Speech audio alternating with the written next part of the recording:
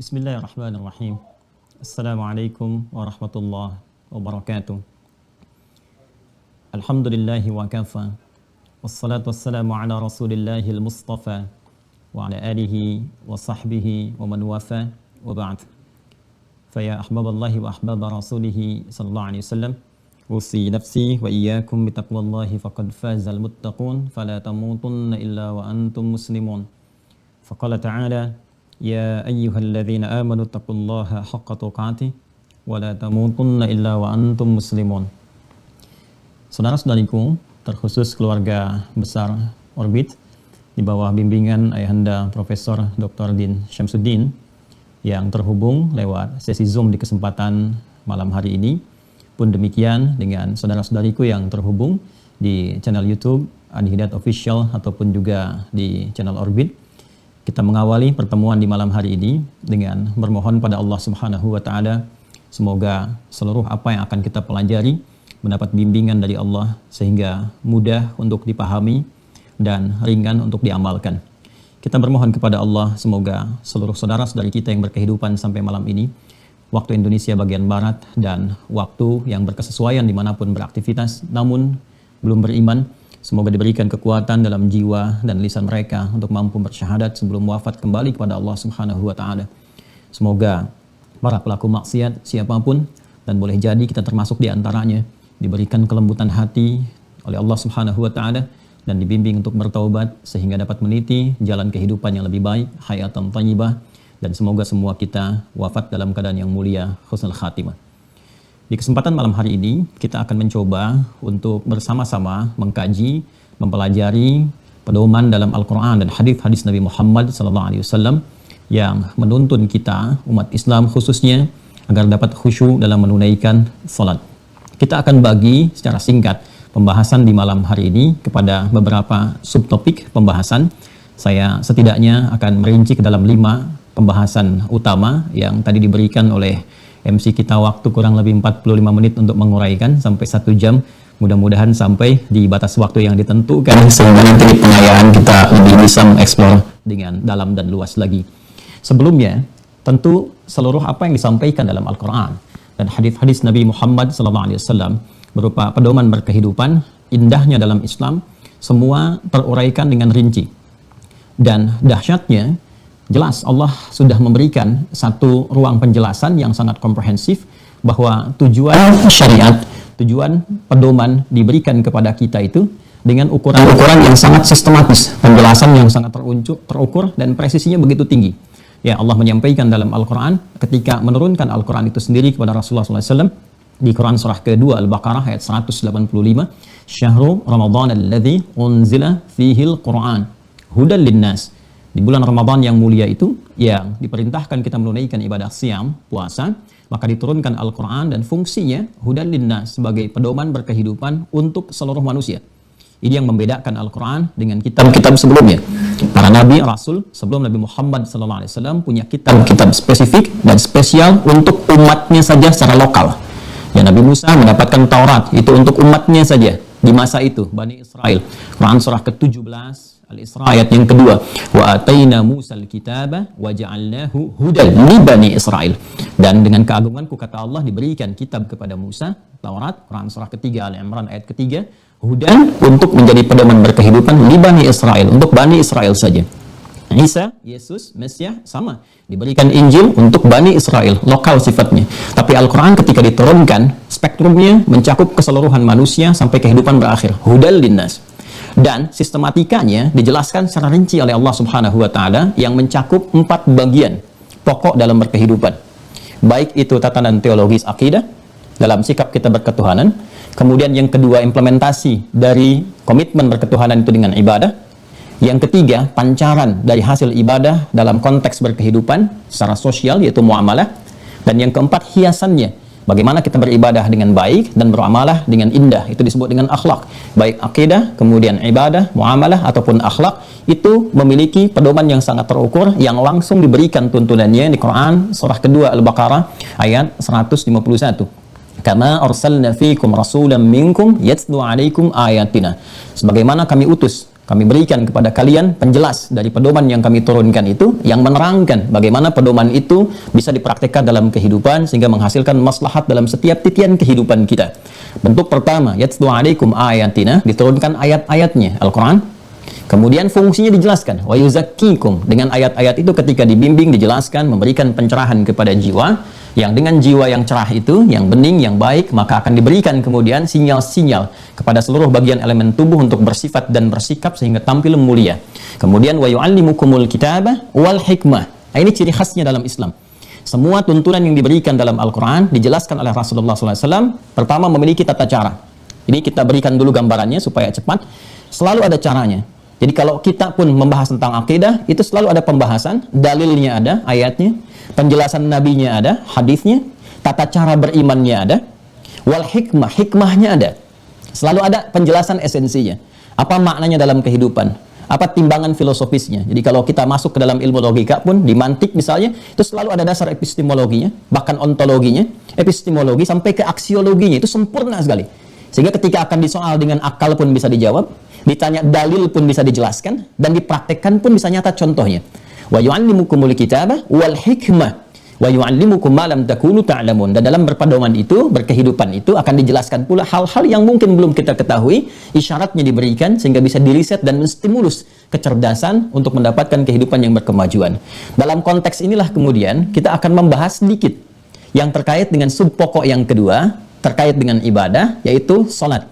Jadi di akidah nanti ada 6 turunannya. Di ibadah ada 4 pokoknya, dari salat, zakat, kemudian ada puasa dan haji. Ini yang pokok, di luar yang furu'nya. Kemudian nanti di muamalah juga ada pokok dan cabangnya, di akhlak ada pokok dan cabangnya. Kita hanya akan mengeluarkan di malam ini satu bagian yang pokok dari ibadah, yang paling dasar berupa pembuktian pancaran iman, yaitu salat.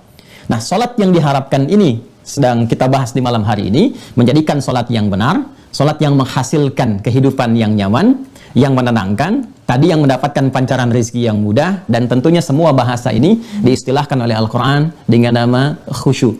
Itulah yang menjadikan kita malam hari ini membahas tentang bagaimana meraih salat yang khusyuk. Dari 5 gambaran dari Al-Quran tadi, kita akan keluarkan berdasarkan 5 pokok itu, karena itu manhaj Al-Quran dalam menggali semua tatanan syariat. Jadi kita akan keluarkan dalilnya dari Al-Quran, mengapa kita mesti menunaikan salat yang khusyuk, apa yang dimaksud dengan khusyuk, apa korelasi khusyuk dengan keimanan, kemudian bagaimana khusyuk bisa melahirkan kebahagiaan, dan puncaknya seperti apa menunaikan salat yang khusyuk itu. Nah, 5 bagian ini yang telah saya coba tuliskan secara detail bagian-bagiannya, dan kita akan bahas dalam kurang lebih tersisa 35-40 menit ke depan. Baik, kalau sudah kita memahami itu dan dasar pembahasannya, mari kita bergeser sedikit kepada subtopik atau bagian-bagian pokok bahasannya. Nah, ini 5 poin yang sudah saya keluarkan, dan pelan-pelan kita akan uraikan. Kita mulai dulu untuk menghadirkan motivasi yang kuat kenapa kita harus mendapatkan khusyuk dalam salat. Maka kita turunkan dulu dalil yang pertama sebagai pembuka atau muqaddimah awal. Saya berikan di sini. Quran surah ke-23 ayat 1 sampai dengan 11. Kemudian saya lingkari ayat yang keduanya, kemudian 10 dan 11-nya. Yang tadi dibacakan oleh qari'ah kita, semoga Allah memberikan kemuliaan kepada beliau dan kita yang mendengar dan menyimaknya. Pelan-pelan sebentar ya. Mari kita mulai. Ini dasar pembahasan yang coba saya sesuaikan dengan prinsip Al-Quran. Ya, jadi kita mengurainya seperti Al-Quran menjelaskan kepada kita. Kita buka dengan dalil ayatnya dulu. Mengapa kita mesti menunaikan salat dengan khusyuk? Atau bahasa lainnya, apa manfaat salat khusyuk itu? Baik, Allah langsung menjawab di Quran surah ke-23, surah Al-Mu'minun, di ayat yang pertama sampai ayat yang ke-11. Ya. Baik, saya bacakan yang pertama. Qad aflahal mu'minun. Sungguh, orang beriman itu pasti menggenggam kebahagiaan dan kesuksesan. 1. Qad aflahal mu'minun. Itu ayatnya dibuka dengan huruf tahqiq dan taukid. Jadi qad itu, kalau qad ada menyertai satu tatanan kalimat dalam bahasa Arab, biasanya kata kerja yang dimasuki oleh qad itu fungsinya 1, memberikan fungsi penguat, taukid, dan memberikan jaminan kepastian, tahqiq. Ya, jadi kalau ada kalimat dalam Al-Quran dibuka dengan qad, itu sifatnya Allah ingin menegaskan, menekankan apa yang disampaikan, sekaligus menjamin seluruh informasi yang dijelaskan di ayat itu. Ya, jadi qad aflahal mu'minun, cara menerjemahkannya kata Allah, orang-orang yang imannya benar itu, orang-orang yang imannya sejati itu, bentuknya menggunakan isim fa'il, kata benda. Kalau sudah menggunakan kata benda, artinya imannya sudah melekat menjadi identitas dalam pribadi seorang muslim. Ingat, ada yang standar menggunakan kata amana, jamaknya amanu. Ya amanar rasulu bima unzila ilaihi min rabbihi wal mu'minun. Ya ayyuhalladzina amanu, itu standar iman, dasar. Ya, dasar yang menjadikan kita beriman dengan bersyahadat. Kalau kita ingin mengupgrade terus iman itu supaya naik, menguat, maka nanti bentuknya berubah menjadi fi'il mudhari. Ya, menunjukkan makna progresivitas, kontinuitas, ya, present, continuous, future, yang berkelanjutan. Ya, alladzina yu'minuna bil ghaib, berubah menjadi fi'il mudhari. Kalau latihan itu terus dilakukan sehingga konsisten dan menjadi identitas yang melekat pada diri kita, ya, imannya semakin menguat, ditunjukkan dengan peningkatan ibadah. Orang belum menunaikan, ya, kita sudah siap-siap, adzan belum memanggil, kita sudah tahu waktunya. Nah, itu berubah nanti katanya menjadi isim fa'il, kata benda. Ya, qad aflahal mu'minun, kalimatnya berubah dari amanu, yu'minun menjadi mu'minun. Kalau iman seseorang sudah sejati itu, sudah melekat pada dirinya, identitasnya sudah baik, maka kata Allah, saya jamin, dia akan mendapatkan kebahagiaan yang sejati, sukses dan bahagia. Masya Allah. Dalam bahasa Arab, kata yang mewakili sukses dan bahagia itu disebut dengan falah namanya. Falah. Pelan-pelan ya. Kata yang mewakili sukses dan bahagia itu disebut falah namanya. Karena itu di kamus-kamus bahasa Inggris itu falah diartikan dengan success and happiness. Ya, kalau kecenderungan sukses saja itu menggunakan derivasi kata fauz, faza yafuzu fauzan, faiz, ya, faizin, faizah dan turunannya itu cenderung sukses. Kalau cenderung bahagia saja dari kata fariha, yafrahu, ya farhan, farhah itu cenderung bahagia. Kalau kita ingin memadukan keduanya, sukses dan bahagia, maka katanya nanti berubah menjadi falah namanya. Ya, ini bagian pertama. Kalau kemudian kita genggam itu, digenggam, kesuksesan itu digenggam, kebahagiaan itu digenggam dalam setiap titian aktivitas kita, apapun profesinya. Anda dapat menjadi orang tua yang sukses dan bahagia menata keluarga, guru yang sukses, dosen yang sukses, ya, pejabat yang sukses dengan jabatannya, hartawan yang sukses dengan usahanya dan bahagia menikmati hasil usahanya. Itu kalau Anda menggenggam kedua ini, maka katanya berubah dari kata falah menjadi aflah namanya. Kata kerjanya. Aflah. Ya, dari falaha menjadi aflaha. Nah, Allah itu sudah memberikan jaminan tadi pakai kod. Awas ya, hati-hati. Dan menegaskan, fungsinya taukid dan tahqiq. Itu memberikan jaminan sekaligus kepastian yang menegaskan. Kata Allah, qad aflaha al-mu'minun. Orang beriman itu, kalau imannya benar, imannya sejati, melekat menjadi identitas dalam kehidupannya, itu pasti menggenggam falah. Ya, apapun yang dia kerjakan pasti sukses. Dengan batas kesuksesan yang diridai oleh Allah, sesuai dengan maslahat hidupnya. Dan pasti bahagia. Dan ternyata secara cepat, karena waktu kita terbatas, secara cepat, ternyata kunci mendapatkan falah ini, kunci pertamanya, itu bukan kerja keras, keduniawian, bukan ilmu pengetahuan yang dikejar dengan serata tingkat yang paling tinggi, ya, bukan dengan harta yang dikumpulkan. Ternyata kunci kebahagiaan pertama dan pengantar kesuksesan yang diridhoi oleh Allah itu disebut dengan falah tadi. Kunci pertamanya ini yang saya bulati di ayat keduanya. Alladzina hum fi salatihim khashi'un.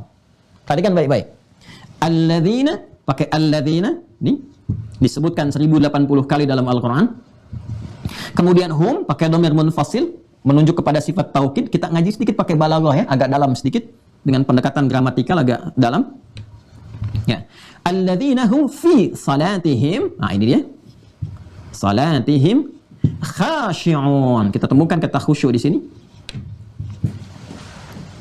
Ternyata kunci pertama untuk mendapatkan kesuksesan, kebahagiaan dalam semua titian aktivitas kehidupan kita itu, ya, adalah salat ini. Fi salatihim, kata Allah.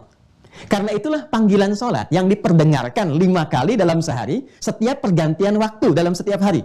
Ingat, dalam setiap hari, waktu berganti itu kan setidaknya dibagi pada 5 bagian. Ya kan? Subuh, Ya, menuju pagi terus ya. Dari pancaran pertama matahari mulai memancarkan sinarnya, mulai berkehidupan, ya kan? Subuh, was-subhi idza tanaffas, pancarannya disebut dengan fajar. Kemudian masuk ke waktu siang, ya. Jelas terang zuhur. Menuju kepada sore, waktu dimanfaatkan asar, kemudian menjelang berakhir akan di pertemuan awal malam, muqaddimatul lail, maghrib, sampai ke malam, isya, gelap. Subuh, zuhur, asar, maghrib, isya. Anda bisa bayangkan, di setiap pergantian waktu dalam sehari, diperdengarkan di telinga kita. Pada orang yang masih memiliki pendengaran, pada yang masih mau mendengar. Dalam bahasa Arab, ya telinga itu disebut dengan udhun. Jamaknya disebut dengan adhan. Memanggil pada yang masih ingin memfungsikan pendengarannya di telinganya itu disebut dengan adhan. Dan dalam adhan, setiap perpindahan waktu kita diingatkan. Hidup kamu itu mesti bahagia. Kamu mesti sukses. Jadi kalau ada orang Islam mendengar panggilan itu, seharusnya ada getaran dalam jiwanya. Karena itu panggilan yang mengarahkannya pada kesuksesan, ya, yang dijamin langsung oleh Allah. Itu yang dikhitab imannya itu. Ya, yang dikhitab imannya. Karena itu di Quran surah ke-8 Al-Anfal, di ayat yang kedua, itu ciri khas insan beriman itu yang sejati, mukminun itu baru dengar azan saja suara Allah, itu sudah ada sinyal menyambut dalam jiwanya, dalam qalbunya. Ya, perhatikan Quran surah ke-8 Al-Anfal ayat kedua. Innamal mu'minuna. Di sini qad aflahal mu'minun. Di yang Al-Anfal innamal mu'minuna alladzina idza dzukirallahu wajilat qulubuhum. Sungguh insan beriman yang sejati itu, kalau imannya sudah menjadi identitas dalam dirinya, ciri khasnya jika mendengar panggilan, disebutkan nama Allah, wajilat qulubuhum, ada getaran dalam kalbunya. Dan kalbu itu tempatnya iman. Jadi kalau dipanggil Allahu Akbar, ada getaran tuh. Ya, alhamdulillah kalau sudah ada sinyal dalam hati kita merespon, itu tandanya imannya bagus. Ya, tapi tidak cukup sampai situ. Ketika kemudian diperdengarkan di telinga kita, diajak hayya 'alas shalah, ayo salat, Anda bertanya, untuk apa salat ya Allah? Langsung dijawab, 5 kali diperdengarkan setiap pergantian waktu, hayya 'alal falah. Supaya kamu bahagia, supaya kamu sukses. Jadi ternyata salat itu mengantarkan pada kesuksesan. Salat itu kunci kebahagiaan.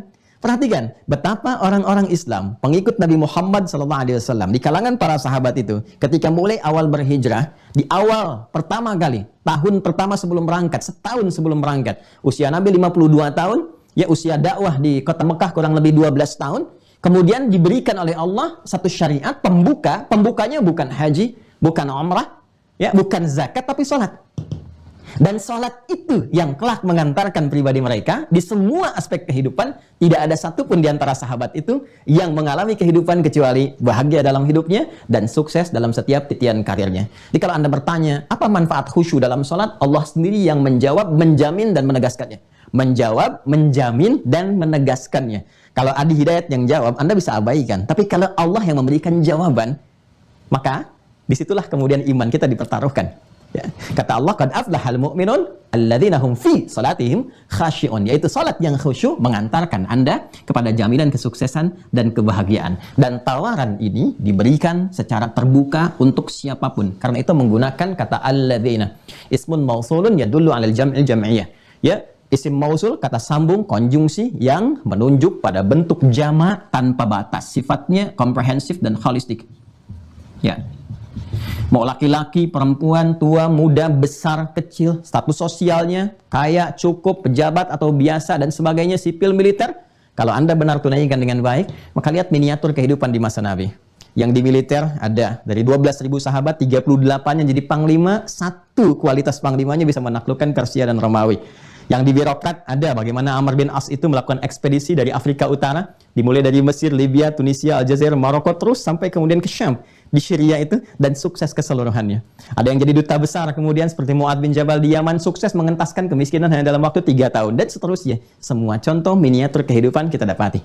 Sampai dengan tegas Allah mengatakan di Quran surah ke-33 ayat 21 itu, laqad kana lakum fi rasulillahi uswatun hasanah. Kalau kita bisa ikuti bagaimana Nabi menunjukkan, maka keteladanan itu akan menebar kepada orang yang mengikutinya sehingga jadi contoh di setiap masa kehidupannya. Ini jawaban pertama ketika kita bertanya mengapa tema malam ini mesti khusyuk dalam sholat. Dapat apa kalau kita khusyuk sholatnya? Maka jawaban pertama untuk pertanyaan Pak Din di awal tadi, ya kan? Apa hal yang nyata yang bisa kita dapatkan dalam kehidupan dunia? Maka ini yang pertama, kata Allah, aku jamin, aku tegaskan, pasti sukses dan bahagia. Nanti tinggal pertanyaannya, apakah setiap orang yang sholat itu bisa sukses dan bahagia? Kenapa ada orang sudah banyak sholat, bahkan tambah sunnahnya, tapi belum merasakan kesuksesan dan bahagia yang diidamkan? Boleh jadi persoalannya nanti dalam sifat kekhusyuannya itu. Alladzina hum fi salatihim khashi'un. Allah tidak mengatakan alladzina hum musallun. Itu mereka lah orang-orang yang mau sholat. Tidak. Alladzina hum fi salatihim khashi'un. Ini. Dunia sukses, tapi akhirat nestapa, tidak ideal. Karena doa insan beriman di Quran surah kedua Al-Baqarah ayat 201. Paling kanan sebelah bawah di mushaf standar. Ya, Quran surah kedua Al-Baqarah ayat 201. Ini doa insan beriman yang paling ideal. Wa minhum may yaqulu Rabbana atina fid dunya hasanah wa fil akhirati hasanah wa qina adzabannar. Karena insan beriman itu, nanti simpul iman itu ada 6, simpul yang kelimanya dia yakin bahwa ada kehidupan nyata setelah meninggalkan dunia. Dunia ini nyata, pasca dunia itu real juga, nyata juga. Iman dia yang menjadikan dia yakin dengan itu. Quran surah kedua Al-Baqarah ayat keempat. Wabil akhirati hum yuqinun. Dan mereka yakin akhirat pun nyata. Karena mereka yakin akhirat itu nyata, mereka siapkan saat di dunia untuk mencari bekal. Kan? Nggak ada ruginya kan? Ya. Alhamdulillah kita dapatkan nyata sesungguhnya, dapat manfaatnya. Ya kan? Baik. Apa yang harus disiapkan? Kata Allah, ternyata bekal terbaik untuk mendapatkan kehidupan real di akhirat, yang bahagia, yang sukses, yang puncak tertingginya, senantiasa keluar di setiap fitrah lisan manusia. Ketika ditanyakan, bahkan menjadi tempat-tempat hunian, klaster Firdaus, Taman Firdausi, Paradise, dan sebagainya. Gitu kan? Baik. Bukankah jaminan surga Firdaus itu pun dibuka dengan sholat yang khusyuk? Kalau tadi tilawahnya ya sempat tersambungkan sampai dengan sempurna kita dengar sampai ayat 10, 11. Ya, perhatikan ayat 10-nya Quran surah ke-23 itu. Ulaika humul warithun. Ayat 11-nya, alladzina yarithunal firdausa hum fiha khalidun. Mereka itulah para pewaris yang tengah beraktivitas di bumi. Mewarisi apa? Alladzina, pakai alladzina lagi, sehingga memberikan kesan bahwa surga Firdaus itu terbuka. Bukan hanya untuk 1-2 kalangan saja, siapapun mampu untuk bisa mendapatinya sepanjang memenuhi syarat dan ketentuannya. Ya, alladzina yarithunal firdausa, yaitu para pewaris surga Firdaus, hum fiha khalidun, yang mengalami kehidupan nyata di sana secara abadi. Jadi Anda bayangkan, di dunianya sukses dan bahagia, akhiratnya dapat Firdaus, wa qina adzabannar, dan terjauh dari ancaman neraka. Nah, indahnya apa? Ternyata surga Firdaus pun tempat terindah, terbaik, teristimewa ketika seseorang ya kemudian berakhir di penghujung kehidupan akhiratnya itu. Pintu pertamanya ini amalnya. Alladzina hum fi salatihim khashi'un. Jadi ternyata salat khusyuk itu menentukan kebahagiaan, kesuksesan dunia. Ya. Plus menjadi timbangan kebahagiaan dan sukses pertama untuk hidup akhirat. Ya. Karena itu saat di dunia betapa ditekankan, ya, dikuatkan, diwajibkan, ternyata kewajiban itu, sifatnya memaksa itu, paksaan itu ditujukan supaya kita mendapatkan nikmat ini. Jadi kalau kita memahami tentang filsafat fikih, kenapa satu hukum diwajibkan, ternyata bukan ingin memberatkan kita untuk menyempurnakan nikmat. Karena tidak semua orang tidak sujud pun, semua hamba tidak ruku dan sujud pun tidak akan menurunkan status Allah sebagai Tuhan. Tetap Rabbul Izzah. Tapi kenapa ada hukum wajib? Ternyata saking rahman dan rahimnya Allah memaksa kita. Rahman Allah memaksa kita mendapatkan kebahagiaan dan sukses dunia. Rahim Allah memaksa kita mendapatkan tempat termulia saat di akhirat. Karena sayang, Pak, Bu. Kalau nggak sayang nggak akan dipaksa. Ya, itu yang menjadikan kemudian banyak firman dalam Al-Quran dijelaskan. Ya, hikmahnya kenapa menjadi wajib? Ternyata menyempurnakan nikmat. Pembuka sholat saja kita dengan wudhu itu jelas ujung ayatnya. Quran surah ke-5 Al-Maidah di ayat ke-6. Ya, itu pembuka sholat dalam wudhu, pengantar pada kekhusyuan pertama. Kalau sampai kita akan bahas ke fase itu. Itu ditutup ayatnya, Quran surah 5 Al-Maidah, ayat yang ke-6, dengan kalimat indah. Ma yuridullahu liyaja'ala 'alaikum min haraj. Allah tidak ingin memberikan beban kesulitan kepada kalian dengan diturunkannya syariat wudhu ini, kata Allah. Pengantar kepada khusyuknya sholat.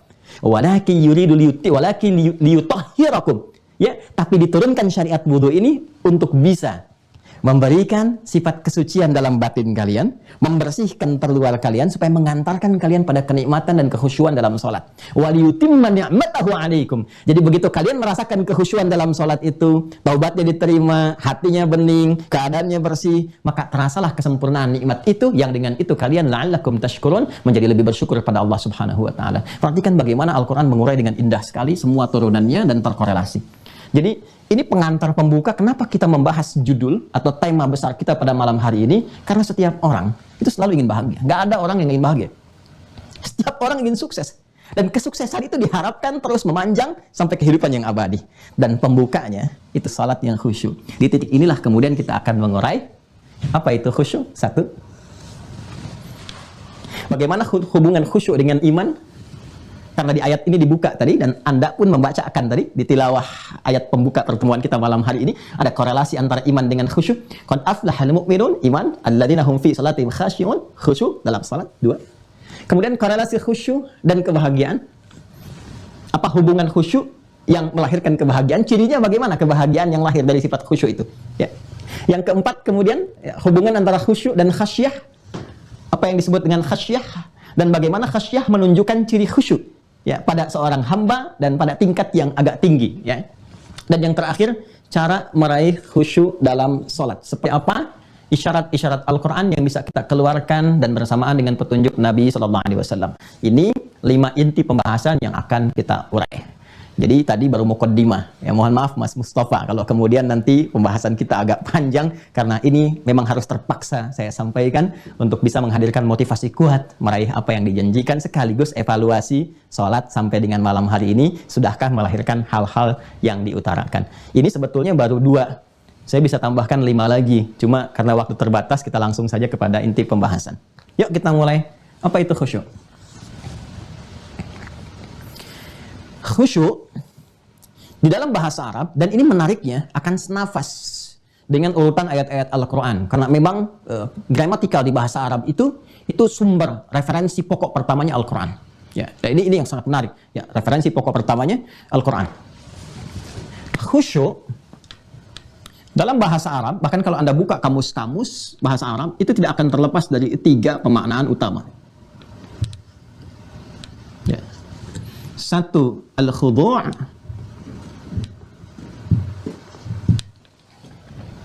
Yang kedua, ad-dhillu. Yang ketiga, as-sukun. Dan pembahasan kita tidak akan jauh dari 3 bagian ini. Al-khudu', ad-dhillu, was-sukun. Menariknya, ketiganya ini pun telah diuraikan oleh Al-Quran jauh sebelum para ulama merumuskan kamus-kamus bahasa Arab itu. Kita temukan khudu', ini dalilnya, Quran surah ke-54, ayat ke-7, surah Al-Qamar, ayat yang ke-7. Ya. Tadi saya akan konsisten pada metodologi yang diterangkan oleh Al-Quran. Jadi saya mengacu ke urutan ayat Al-Quran saja. Saya sampaikan dalilnya dulu, saya jelaskan kemudian maknanya, lalu tata caranya, dan hikmahnya. Ya. Quran surah ke-54, Al-Qamar, ayat yang ke-7. Khusya'an absaruhum yakhrujuna minal ajdathi ka'annahum jaradun muntashir. Ini memberikan sifat nanti ketika manusia dibangkitkan dalam kubur, ya kan? Nampak kemudian terutama ada orang-orang yang tidak beriman. Ini menariknya nih. Orang yang khusyuk nanti yang punya sifat 3 ini, dia khusyuk saat di dunia, dia akan dibangkitkan oleh Allah dengan apresiasi yang tinggi dan tadi yang dijanjikan. Tapi kalau dia tidak mendapatkan sifat khusyuk atau berkebalikan dengan sifat khusyuk di dunia, maka oleh Allah dipaksa khusyuk untuk di akhirat tapi dengan makna yang negatif. Ingat ya? Di dunia khusyuk maknanya positif. Tapi kalau sampai ke akhirat, di dunia nggak khusyuk, di akhirat nanti dipaksa khusyuk tapi dengan makna yang negatif. Ya, di antara makna itu kita akan kembali ke sini. Khudu' ya, yaitu sifat yang merendah. Ya. Orang Arab mengatakan kalau ada seseorang yang merendahkan dirinya, kemudian ditunjukkan lewat sikapnya, bahkan dari rona matanya, ya, dari wajah, dari matanya kemudian terlihat. Kalau kita lihat ada orang yang merendah, ada direndahkan. Ya. Kalau di ayat ini menunjukkan konteks akhirat pada orang-orang yang nggak mau khusyuk di dunia, maka direndahkan, dipaksa rendah oleh Allah saat di akhirat. Maka terlihat dari rona matanya, terlihat orang rendah itu kan kalau direndahkan kelihatan matanya, ya, tertunduk ke bawah.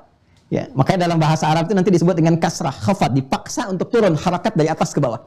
Ya, ya, fathah itu kan nasab. Nasab itu sesuatu yang kokoh, ya, terpancar, kokoh, kuat, nggak goyah. Kalau sudah ke bawah, kasrah, khafad, turun, pecah, hancur. Ya. Nah ini khudu berarti sesuatu yang merendah serendah-rendahnya. Itu makna positifnya. Negatifnya direndahkan serendah-rendahnya. Jadi ada merendah, ada direndahkan. Ya. Satu, khudu, sikap merendah.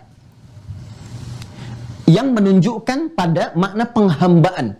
Jadi serendah-rendahnya menunjukkan bahwa kita memang di bawah. Itu khudu namanya. Ya. Karena itu dalam sholat nanti kita dipaksa oleh Allah untuk merendahkan diri serendah-rendahnya untuk menunjukkan kita itu hamba. Ya. Tingkat kemuliaan manusia itu kan ada pada kepalanya, kan? Karena itulah dia dihormati. Di Arab tuh ada budaya nggak boleh pukul kepala, ya kan? Atau merendahkan. Bagian wajah itu kan tampak semua ekspresi bagian tubuh kita. Nah, dalam sholat itu dipaksa oleh Allah, ya, diminta oleh Allah untuk merendahkan dengan serendah-rendahnya. Ya, nah, itu yang disebut dengan khudu bagian pertama. Saat kita sujud, ya, sujud itu pancaran dari sifat kekhuduan. Nanti prakteknya kita akan tunjukkan bagaimana meraih sifat khudu ini dalam sholat. Prakteknya kita tunjukkan. Tapi saya berikan contoh dan korelasinya dulu. Jadi yang pertama, makna khusyuk punya makna yang pertama yaitu sifat yang merendah, serendah-rendahnya, ya, yang memiliki unsur penghambaan. Ini. Jadi yang dimaksud bukan sifat rendah hati, ya, dalam arti tawadhu di sini, ya, dalam arti lebih kepada menghambakan diri serendah-rendahnya, khudu. Satu. Dua, ada juga bermakna dhillun atau dhillah, ya. Ini kalau dalam bahasa positif lebih kepada makna metafor, ya, metafor, sesuatu yang menghadirkan makna kalau bahasa agak tingginya hina, gitu kan, menghinakan diri, tapi dalam konteks yang positif, ya, yang merendah seakan-akan memang kita nggak punya apa-apa, ya, lemah kita, ya, nggak ada sifat-sifat yang hebat, yang kuat. Nah, itu sifatnya dhillah namanya, ya, secara positif. Tapi kalau konteksnya akhirat, ya, pada orang-orang yang nggak pernah mau merendahkan diri di hadapan Tuhan, nggak mau menghamba, itu nanti dihinakan sehina-hinanya dengan semua sifatnya. Kalau sudah pakai sifat, pakai tak nanti di ujungnya, dari dhillah jadi dhillah. Pindah ke Quran surah ke-68 Al-Qalam ayat 43. Ya. Khasyi'atan absaruhum tarhaquhum dhillah. Nah, ini. Wa qad kanu yud'auna ila sujudi wa hum salimun. Tuh, sesuai kan dengan yang tadi disampaikan? Ya, kalau yang ini khusya'ah, yang ini khasyi'ah. Ya, kalau sudah pakai dhillah disamakan nanti ditambahkan dengan sifat hinanya. Khasyi'atan absaruhum. Ada orang-orang yang saat di dunia itu nggak mau merendahkan dirinya, nggak mau khudu, nggak mau menghamba, ya kan? Nah, maka saat di akhirat nanti Allah rendahkan dia, tarhaquhum dhillah, sehina-hinanya. Ya, sehina-hinanya. Jadi makna khusyuk itu punya makna positif dengan makna dhillun, yaitu menghinakan diri di hadapan yang paling istimewa. Ya, menghinakan diri di hadapan yang paling istimewa itu bukti merendah, kan? Ya, bukti kerendahan hati dan jiwa sekaligus. Ya, sifat menghinakan diri. Ya, ini citranya positif, ya, bukan citra yang negatif di sini, bukan? Ya, menghinakan diri di hadapan, ya, yang paling berkuasa, yang paling istimewa. Ya, yang paling kuasa istimewa. Ini saya sebut maha aja, ya, yang maha gitu. Kalau sudah maha kan gak ada yang lain. Ya, Anda bisa bayangkan, kadang-kadang di hadapan pimpinan saja kita sudah merendah, kan? Ya, ada yang menghinakan diri, ada yang jalan, ya, ada yang sambil membungkuk, ya, ada yang sambil kemudian merangkak dan sebagainya di hadapan manusia loh, ya kan?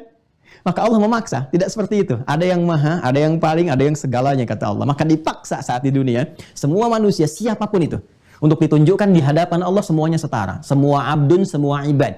Jabatan sosial dalam kehidupan tidak akan memengaruhi sifat penghambaan kepada Allah. Anda punya jabatan tertinggi di keduniaan, harta paling banyak, ilmu paling luhur di hadapan Allah. Semua khudu wa dhillah. Makanya sujudnya sama. Silahkan cek.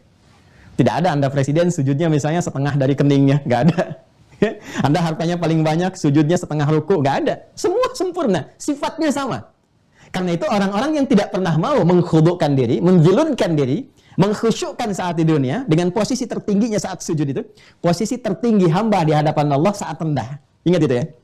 Jadi begitu seseorang mulai banyak menghamba, merendah, diangkat statusnya. Makanya Nabi Muhammad itu ketika diangkat dengan status tertinggi lewat peristiwa Isra dan Mi'raj itu nama diksi yang disebutkan oleh Al-Quran bukan kerasulannya, bukan kenabiannya, bukan nama sifat yang melekat kepada beliau, Muhammad, Ahmad, Mahi, Kafi dan sebagainya, tapi yang disebutkan adalah sifat penghambaannya.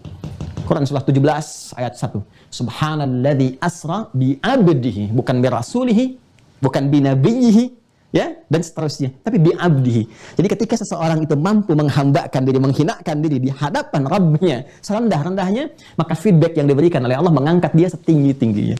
Tapi orang-orang yang nggak pernah mau sujud dengan sifat khudu dan dhillah, saat di akhirat dipaksa oleh Allah, kemudian mohon maaf sebesar-besarnya. ditempatkan kepada semua hamba, dipamerkan. Ya, kalau sekarang ada orang-orang berbuat kriminal dipamerkan tuh ya, nanti dipamerkan saat di akhirat. Nih, ya, khasyatan absaruhum, kelihatan matanya dan nunduk, takut, malu, bercampur begini. Tarhaquhum dhillah, dan dihinakan oleh Allah. Wa qad kanu yud'auna ila sujudi. Mereka itu dulu di dunia dipaksa khusyuk enggak mau, diminta sujud enggak mau. Wa hum salimun, karena merasa sejahtera hidupnya. Karena merasa tinggi, karena merasa hebat dengan kedudukan, mewah dengan harta benda, udah nggak perlu sholat lagi, nggak perlu menghamba lagi. Ya, petantang-petenteng di muka bumi. Tidak ingat kalau pernah dulu ada Firaun, ada Namrud, ada Qarun, ya, dan seterusnya. Maka kata Allah, orang-orang yang tidak mau menghambakan diri saat di dunia, saya paksa dengan kerendahan saat di akhirat dan dihinakan. Jadi, ini gambaran yang kedua. Ketiga, khusyuk juga punya makna sukun. Sukun. Bukan sukun buah ya. Buah saat di atas itu sukun. Kalau jatuh ke bawah kasrah. Ya, kalau sudah dimasak, dipotong-potong itu jadi fathah. Kalau dikumpulkan jadi dhammah. Saya waktu di Garut dihidangi sukun buah ya. Ada datang suaminya bawa, Ustadz ini sukun. Saya bilang bukan Pak, ini fathah. Kalau sukun masih di atas bulat. Jatuh ke bawah itu kasrah. Anda potong-potong fathah, dihidangkan banyak dhammah. Nah, sukun ini sebentar ya, kesini ada keterangannya di Quran surah Thaha ayat 108. Ada ayatnya, Quran surah Thaha, surah 20, ayat 108. Sudah, langsung ke ujungnya. Langsung ke ujungnya. Khasya'atil aswatu lirrahman, fala tasma'u illa hamsa. Pada saat itu, semua dibangkitkan dalam kubur mengikuti seruan. Hati-hati. Yauma idzi yattabi'una da'iya la iwajalah. Ada seruan, bangkit dari kubur, bangun semua, kemudian diikuti, nggak ada yang belok-belok, la iwajalah, lurus ikuti semua seruan itu, perintah diikuti. Dan yang paling menarik, ini dia, khasya'atil aswat. Khasya'atil aswat di sini bermakna sukun. Ya, semuanya tenang. Semuanya tenang sekali, tenang. Masya Allah, persis kayak Zoom kayak gini tuh, nggak ada yang bersuara. Ya, yang taklim tenang, ini sukun nih sekarang, sedang sukun. Yang orang Arab mengatakan begini, sakanatis syajaratu idza dhahabatir ruh, idza dhahabatir rih. Sakanatis syajaratu, tangkai pohon itu begitu tenang. Idza dhahabatir rih, jika angin yang menerpanya sudah pergi. Jadi begitu pergi, tenang, diam, nyaman. Nah, itu sukun namanya. Ya. Ya, sifat tenang yang melahirkan satu ketentraman dalam jiwa. Ketentraman dalam jiwa. Nah, jadi kalau kita padukan, satu khudu', kedua dhillun, ketiga sukun, tiga-tiganya kita satukan, sikap menghambakan diri serendah-rendahnya, sikap menghambakan diri serendah-rendahnya dan menghinakan keadaan kita di hadapan Allah, sehingga dengan itu melahirkan ketenangan dan ketentraman di dalam jiwa. Itulah yang disebut dengan khusyuk namanya. Bagian pertama. Pelan-pelan ya.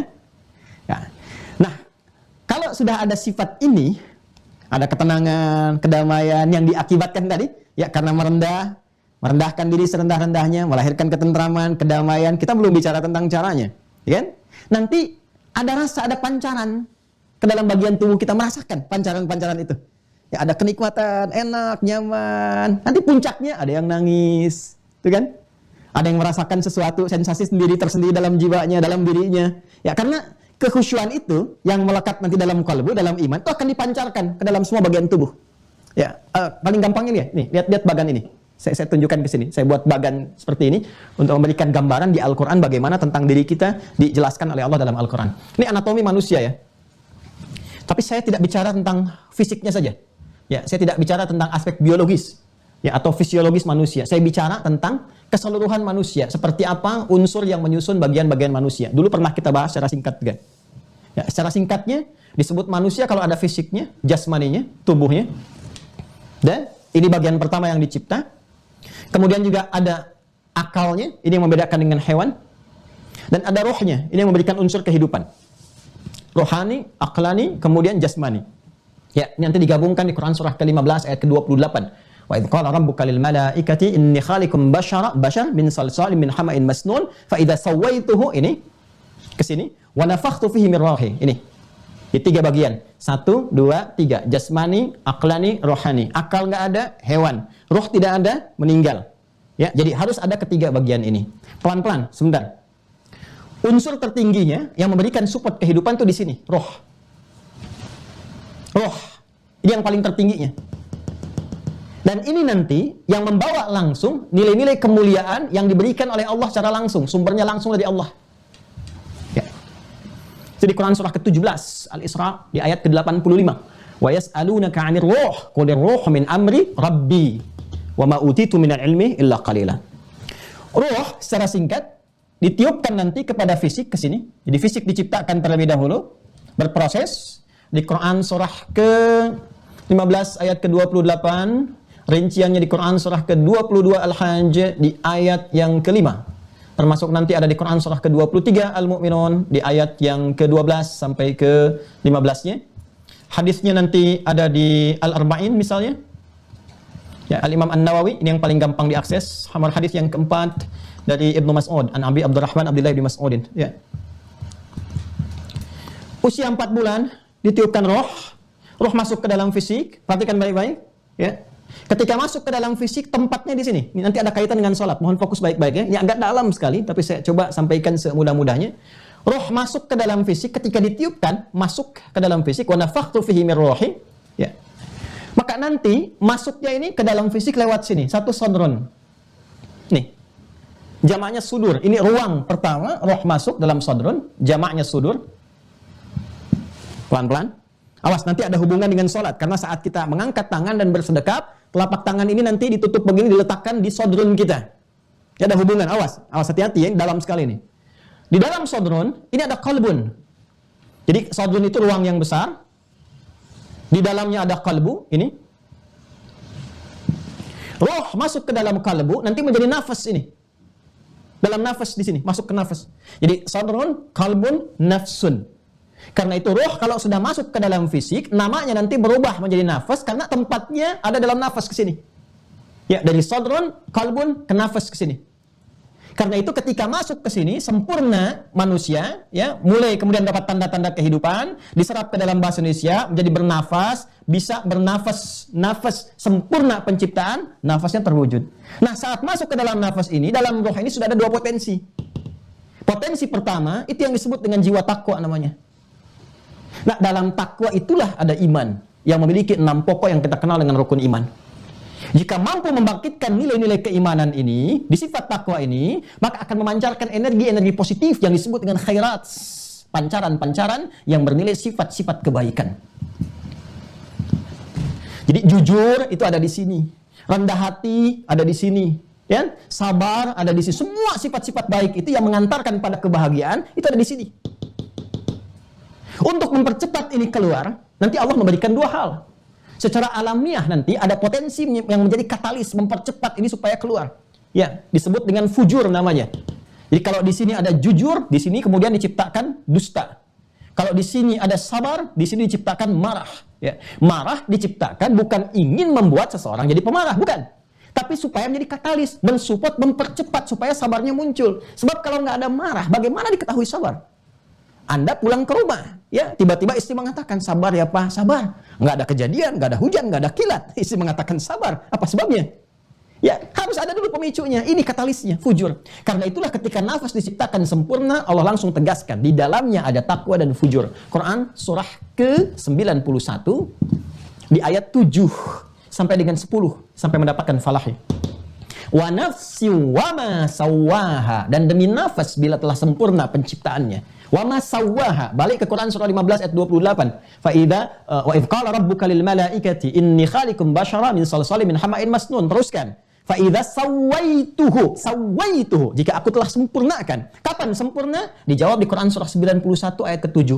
Wa nafsi wa ma sawaha. Sempurna penciptaan manusia itu titik awalnya adalah ketika rohnya mulai masuk lewat ke sadur, lewat ke kalbu sampai ke nafas. Sawaha, setelah sempurna fa alhamaha fujuraha wa taqwaha. Nah, di takwa ini inti kehidupan kita. Ini inti kemuliaannya. Ini inti kebahagiaannya. Kalau mampu kita bisa menghasilkan ini, ya, energi-energi positif ini keluar, didorong oleh fujur, disupport oleh malaikat, dibisikin kebaikan-kebaikan, ya. Ditampilkan, ya, kemuliaan-kemuliaan. Makanya saat azan berkumandang kan sering dengar bisikan dalam hati kita, cepat sudah azan, siap-siap. Nah, itu malaikat. Ya, ma yalfidhu min qaulin illa ladaihi raqibun atid. Di Quran surah ke-50 itu Qaf ayat 16 sampai 18 itu, ya kan? Nah, ini membisikkan nilai-nilai kebaikan, malaikat menyampaikan nilai-nilai kemuliaan supaya ini naik, muncul. Karena itu kalau ini dominan, maka muncul aflah. Qad aflaha man zakkaha. Kalau dia sudah bisa membangkitkan nilai kemuliaannya yang dipancarkan lewat 6 rukun itu, 6 pondasi, 6 pokok imannya, dia mensupport takwanya, maka naiklah sifat-sifat baiknya. Ini yang menjadikan orang-orang itu ya tampil mulia dengan sokongan nilai keimanan, muncul sifat-sifat kemuliaan, khair tadi, keluar kemudian ke sini, ditangkap oleh akal, diinstruksikan kepada bagian fisik untuk bersikap. Muncullah di situ sikap-sikap yang disupport oleh iman. Kalau sudah imannya mensupport karena dari jiwa takwa, yang muncul semua kebaikan. Makanya semua bagian anggota tubuh kita ini di dalam Al-Quran sebelum disebutkan fungsinya, disebutkan imannya dulu. Yuk kita cek ya. Saya mulai dari atas secara cepat misalnya. Ya, mata nih, mata. Mata itu sebelum disebutkan fungsinya, imannya dulu. Dan tingkat imannya ke sini, ke mukminun tadi. Quran surah ke-24, surah Cahaya, ayat 30 untuk laki-laki, ayat 31 untuk perempuan. Qul lil mu'minina, katakan pada pria-pria yang merasa memiliki iman dan imannya benar. Yaghuddu min absarihim. Iman itu akan membimbing dia. Nih, iman mensupport ke jiwa takwa. Terus naik sepersekian detik dengan kuasa Allah. Diperintahkan ke akal, diikat jadi pengetahuan, sifatnya instruktif. Jadi kalau dari sini data masuk jadi informasi, diolah kemudian di jiwa, jiwa berikan perintah, masuk perintah, amarah, diberikan instruksi, diikat oleh akal, jadi pengetahuan, jadi ilmu jadi sikap ke sini. Sepersekian detik. Nah, kalau iman itu kemudian memerintahkan, maka apa yang terjadi? Kata Allah, iman itu akan mengarahkan kepada yang baik. Begitu yang dilihat tak baik, menurut pandangan jiwanya, dia akan segera memberikan instruksi pada matanya untuk memalingkannya. Sepersekian detik. Itu ghadul basar, itu berpaling dari yang tidak baik. Artinya apa? Dia hanya akan melihat yang baik saja. Turun ke lisan. Quran surah 49 ayat 11 sampai 12. Ya ayyuhalladzina amanu la yasra qaumin qaum la yaghtab ba'dukum ba'dha. Hei orang-orang yang merasa punya iman, lisanmu tidak akan digunakan untuk berkata yang tidak baik. Kamu tidak akan pernah bikin hoax. Tuh, sekarang musim hoax. Ya. Apalagi pada yang lain, untuk mencuri, untuk nyogok, untuk korupsi dan sebagainya, nggak akan mungkin dilakukan. Karena itu Nabi tegas mengatakan, la yasriqul mu'min indama yasriq wa huwa mu'min. Nggak mungkin orang beriman itu mencuri, saat mencuri ada iman dalam dirinya. Karena iman nggak mungkin perintahkan berbuat yang tidak baik. Nah, apa kaitan dengan sholat? Ini menariknya.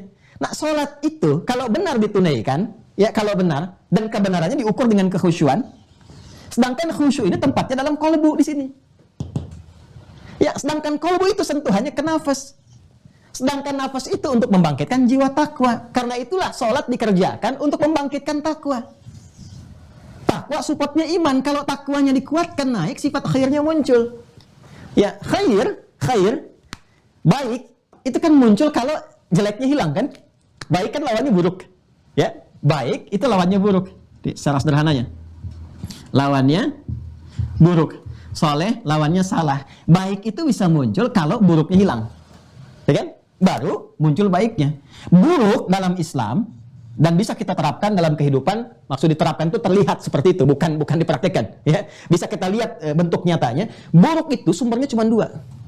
Kalau bukan bersumber dari syahwat. Ya, mohon maaf.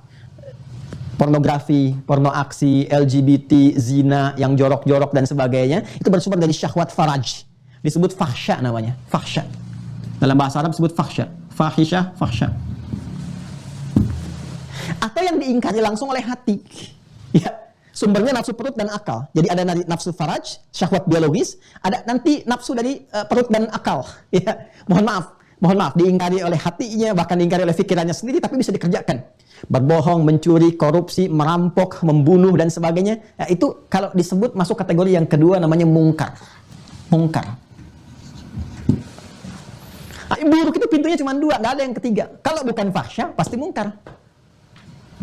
Nah, menariknya, aktivitas sholat itu kalau benar dikerjakannya, khusyuk itu benar dilakukan, dia akan tembus kepada kalbu, ya kan? Di kalbunya ini memberikan dorongan kepada nafas tembus kepada takwa, disupport oleh imannya, keluarlah nilai-nilai kebaikan yang mencegah fahsya dan mungkar. Karena itu ketika orang sholatnya benar, maka hal pertama yang dia dapatkan adalah transformasi kepribadian kepada sikap baik. Itu yang dimaksud Quran surah ke-29 ayat ke-45. Al-Ankabut ayat 45. Utlu ma uhya ilaika minal kitab wa aqimis shalah. Ini pembuka ayatnya. Sayangnya ini yang tidak dikaji. Yang dihafalkan tengah-tengahnya. Ya kan? Utlu ma uhya ilaika minal kitab wa aqimis shalah. Apa fungsi salatnya? Innas salata tanha 'anil fahsya wal munkar. Tuh. Utlu, baca, pahami, pelajari, ya. Setelah itu baru kerjakan. Apa? Setiap petunjuk yang diwahyukan kepada Nabi Muhammad SAW dari Al-Quran dijelaskan oleh Nabi tentang apa? Tentang salat. Setelah paham, mengerti, wa aqimis shalah. Karena itu kalimat salatnya pakai alif lam. Pakai alif lam. Silahkan Anda cek. Hampir semua kalimat salat yang bermakna ibadah, yang melahirkan kekhusyuan, itu selalu bentuknya ma'rifah. Dan umumnya menggunakan alif lam. Alif lam, alif lam. Silahkan cek. Ya, Al-Baqarah ayat 3. Itu konfirmasi iman, takwa sekaligus. Iman, takwa, nyambung ke salat. Ya, takwanya di ayat kedua, imannya di ayat ketiga, dilanjutkan ke salat. Dzalikal kitabu la raiba fihi hudal lil muttaqin, pemilik takwa. Siapa mereka? Alladzina yu'minuna bil ghaib, konfirmasi iman, wa yuqimunas shalah. Pancarannya lewat salat. Dan ketika menyebutkan salat ada alif lamnya. Al-Baqarah 43, wa aqimus shalah, ada alif lamnya. 45, wasta'inu bis sabri was shalah, ada alif lamnya. 153, ya ayyuhalladzina amanu ista'inu bis sabri was shalah. Quran surah 11 ayat 114, aqimis salata tarafain nahar wa zulafan minal lail, alif lam. Quran surah 17 ayat 78, aqimis salata liduluki syamsi ila ghasaqil lail, ada alif lam. Ya. Alif lam ini menunjukkan sesuatu yang khusus, ma'rifah. Kalau ma'rifah dalam bahasa Arab artinya memiliki aturan yang khusus. Ada ketentuan yang spesifik, nggak bisa sembarangan. Ya. Aturan inilah, ketentuan inilah yang mengantarkan pada kekhusyuan. Artinya kalau ada orang sholat betul kelihatan sholat, tapi nggak sesuai aturan, tidak melihat ketentuan, dan tidak mendapatkan kekhusyuan, maka mustahil menghadirkan feedback seperti ini. Ini yang menyebabkan terlihat orang itu seperti sholat, tapi perilakunya justru mendekati fahsya dan mungkar. Bahkan ada orang, mohon maaf, yang terlihat boleh jadi ada was-was setan tertentu yang menjadikan dia itu menjadikan sholat sebagai ibadah manipulatif untuk mengejar sifat mungkarnya. Ya. Kan ada orang masuk pura-pura sholat, manipulatif sholatnya untuk memaksa mendapatkan mungkar lewat sholat, Anda bayangkan. Dia takbir ikut takbir, jadi begitu orang takbir dia mundur, dia bawa kotak infak. Ada yang masuk kemudian ikut seperti sholat, tapi hanya ingin kelihatan karena musim pemilihan, dia ikut sholat, dia ikut perangkat dan sebagainya, supaya terlihat. Ada terdakwa yang divonis melakukan keburukan-keburukan, pakai perangkat-perangkat pakaian sholat supaya meringankan hukuman dan sebagainya. Ya, ini kembali kepada niatnya, tapi ada suasana yang memang nggak didapatkan di masa-masa lalu gitu. Ini muncul. Ada sesuatu yang keliru. Nah, ini saya ingin menjelaskan dulu bagaimana ya, kondisi-kondisi orang-orang yang khusyuk itu ya mendapatkan hubungan-hubungan terkorelasi satu dengan yang lainnya. Puncaknya apa? Karena khusyuknya ini sudah aktif tadi, ada khudu, ada dhillun, ada sukun. Sukun itu kan tenang. Ketenangan itu didapatkannya lewat apa? Nanti dilatih lewat sholat. Ya, latihannya disebut dengan sholat. Sholat itu disebut dengan zikir dalam Al-Quran. Quran surah ke-20, Toha, ayat ke-14. Innani anallah la ilaha illa ana, iman. Ya, fa'budni, ibadah. Takwa pancarannya. Wa aqimis sholata li dzikri. Tunaikan sholat sebagai zikir kepadaku. Sholat disebut zikir.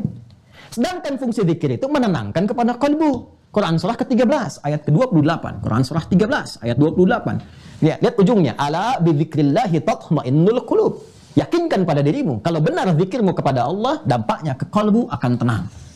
Ya. Jadi orang-orang yang khusyuk itu dapat ketenangan. Ketenangannya disebut dengan sukun. Latihannya disebut dengan zikir. Prakteknya disebut dengan sholat. Dampaknya ala bidzikrillahi tatma'innul qulub. Dampaknya hatinya tenang. Makanya ketika kita sedang praktek sholat, kan ada ketenangan disebut dengan tumaninah itu. Tumaninah itu latihannya. Nanti hasilnya disebut dengan sukun. Bila dipadukan dengan khudu dan dhillun disebut dengan khusyuk. Orang-orang yang sudah mendapatkan kekhusyuan ini, sentuhan jiwanya tinggi. Jangankan dia saat sholat, dia mendengar ayat Quran pun yang ada nuansa sujudnya. Ya, makanya disebut dengan ayat sajdah. Itu bisa yakhiruna lil azqani sujada. Tiba-tiba ada getaran dalam jiwanya, menguat keimanannya, tawakalnya tinggi kepada Allah, tiba-tiba dia bersujud. Ada yang menangis, ada yang terisak, ada yang bergetar jiwanya. Itu yang dimaksud di Quran surah ke-8 itu ayat kedua di ujung ayatnya.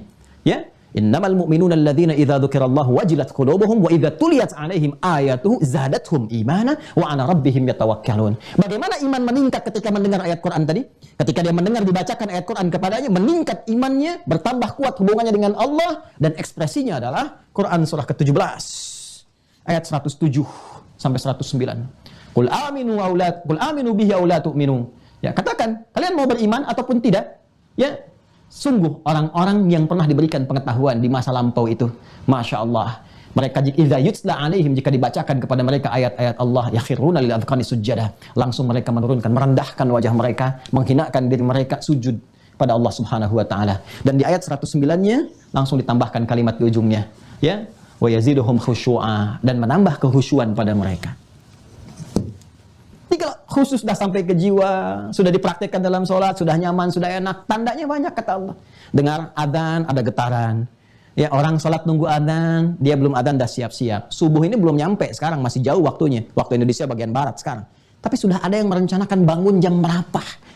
Bahkan ada yang sudah melakukan warming up dengan sholat malam untuk mendapatkan kenikmatan sebelum dia menunaikan sholat pokoknya. Semakin tinggi kehusyuannya, semakin tinggi kemudian terlihat bagaimana pancaran ibadah dalam dirinya. Ya, ketika mendengar ayat Quran dibacakan, tampak kemudian ekspresi tubuhnya untuk menunjukkan gambaran kehusyuan dalam dirinya. Kalau sudah ada ke level itu yang dimaksudkan oleh Al-Quran. Ini, siap jiwanya untuk menerima apapun seperti tanah kering, ya, yang kalau sudah kata Al-Quran di Quran surah ke-41 Fussilat ayat 39, apakah engkau pernah menyaksikan tanah yang kering? Ya, ketika Allah sudah kemudian menyiraminya dengan air, kemudian dia ihtazzat warabat, siap tumbuh tanaman, tumbuh tumbuhan, tumbuh buah-buahan. Orang khusyuk itu diibaratkan seperti tanah kering, jadi subur kembali, yang kalau menerima apapun maka siap dia kerjakan. Maka orang khusyuk tipikalnya kelihatan getaran dalam jiwanya, menyambut ibadah dengan baik, ekspresi keimanan yang muncul dengan ketakwaan, dan siap diperintahkan apapun ketika Allah memerintahkannya. Karena itu orang-orang dulu mengekspresikan dengan dua kalimat, sami'na wa ata'na. Sami'na wa ata'na. Qalu sami'na wa ata'na ghufranaka rabbana wa ilaikal masir. Quran surah kedua ayat 285 itu. Ini. Ya, jadi nggak ada sami'na wa nanyaina. Sami'na wa kami dengar, kami bertanya. Oh, semua sami'na wa ata'na. Diperintahkan sholat, gak nanya waktu, Pak. Sholat. Pada kadang-kadang begini, baru ya ayyuhalladzina amanu, hai orang-orang beriman, khitab iman itu khitab khusyuk. Hai orang-orang beriman, langsung jawab sami'na wa ata'na. Padahal perintah belum turun, larangan belum dijelaskan. Ya. Tapi kalau khusyuk belum didapatkan, baru ya ayyuhalladzina amanu sudah nanya. Ya, apa ada waktunya sholat dalam Al-Quran? Ya, apa ada perintahnya? Ini kan? Ini menunjukkan bahwa belum sampai level yang ke tingkat kehusyuan ini. Karena itu, kalaupun terlihat seperti orang sholat, ya bisa melekat dengan kemungkaran atau kefahsyaan, bahkan agamanya sendiri bisa disoal. Ya, ini persoalan. Ya. Nah, saya agak cepat sekali ya, agak cepat. Karena itu tipikalnya yang tadi saya simpulkan, orang-orang khusyuk itu mereka akan cepat merespon kebaikan. Ya, kanu yusari'una fil khairat wa yad'unana raghaba wa rahaba. Quran surah ke-21 ayat 90. Ya, orang-orang khusyuk itu adalah orang-orang yang mereka doanya itu khidmat, ya, raghaba wa rahaba, kemudian cepat mengerjakan kebaikan, yusari'una fil khairat.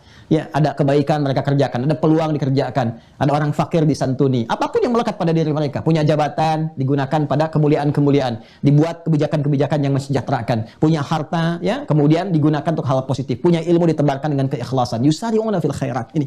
Jadi ada kondisi keimanan pancaran lewat ketakwaan ibadah, ada kondisi respon pancaran iman ketika mendengar ayat-ayat itu, menjadikan dirinya tampak sikap kehusuan, merendah, sujud, dan seterusnya. Ada kesiapan untuk menerima berbagai perintah dan larangan yang Allah kemudian sampaikan. Dan yang terakhir, nampak dalam pancaran semua ekspresi kebaikan dalam dirinya. Jadi, singkatnya orang khusyuk itu pasti baik. Gak ada yang gak baik. Jadi, apapun dia pasti baik. Karena kalimatnya yusari'una fil khairat. Wa kanu lana khasyi'in. Mereka khusyuk.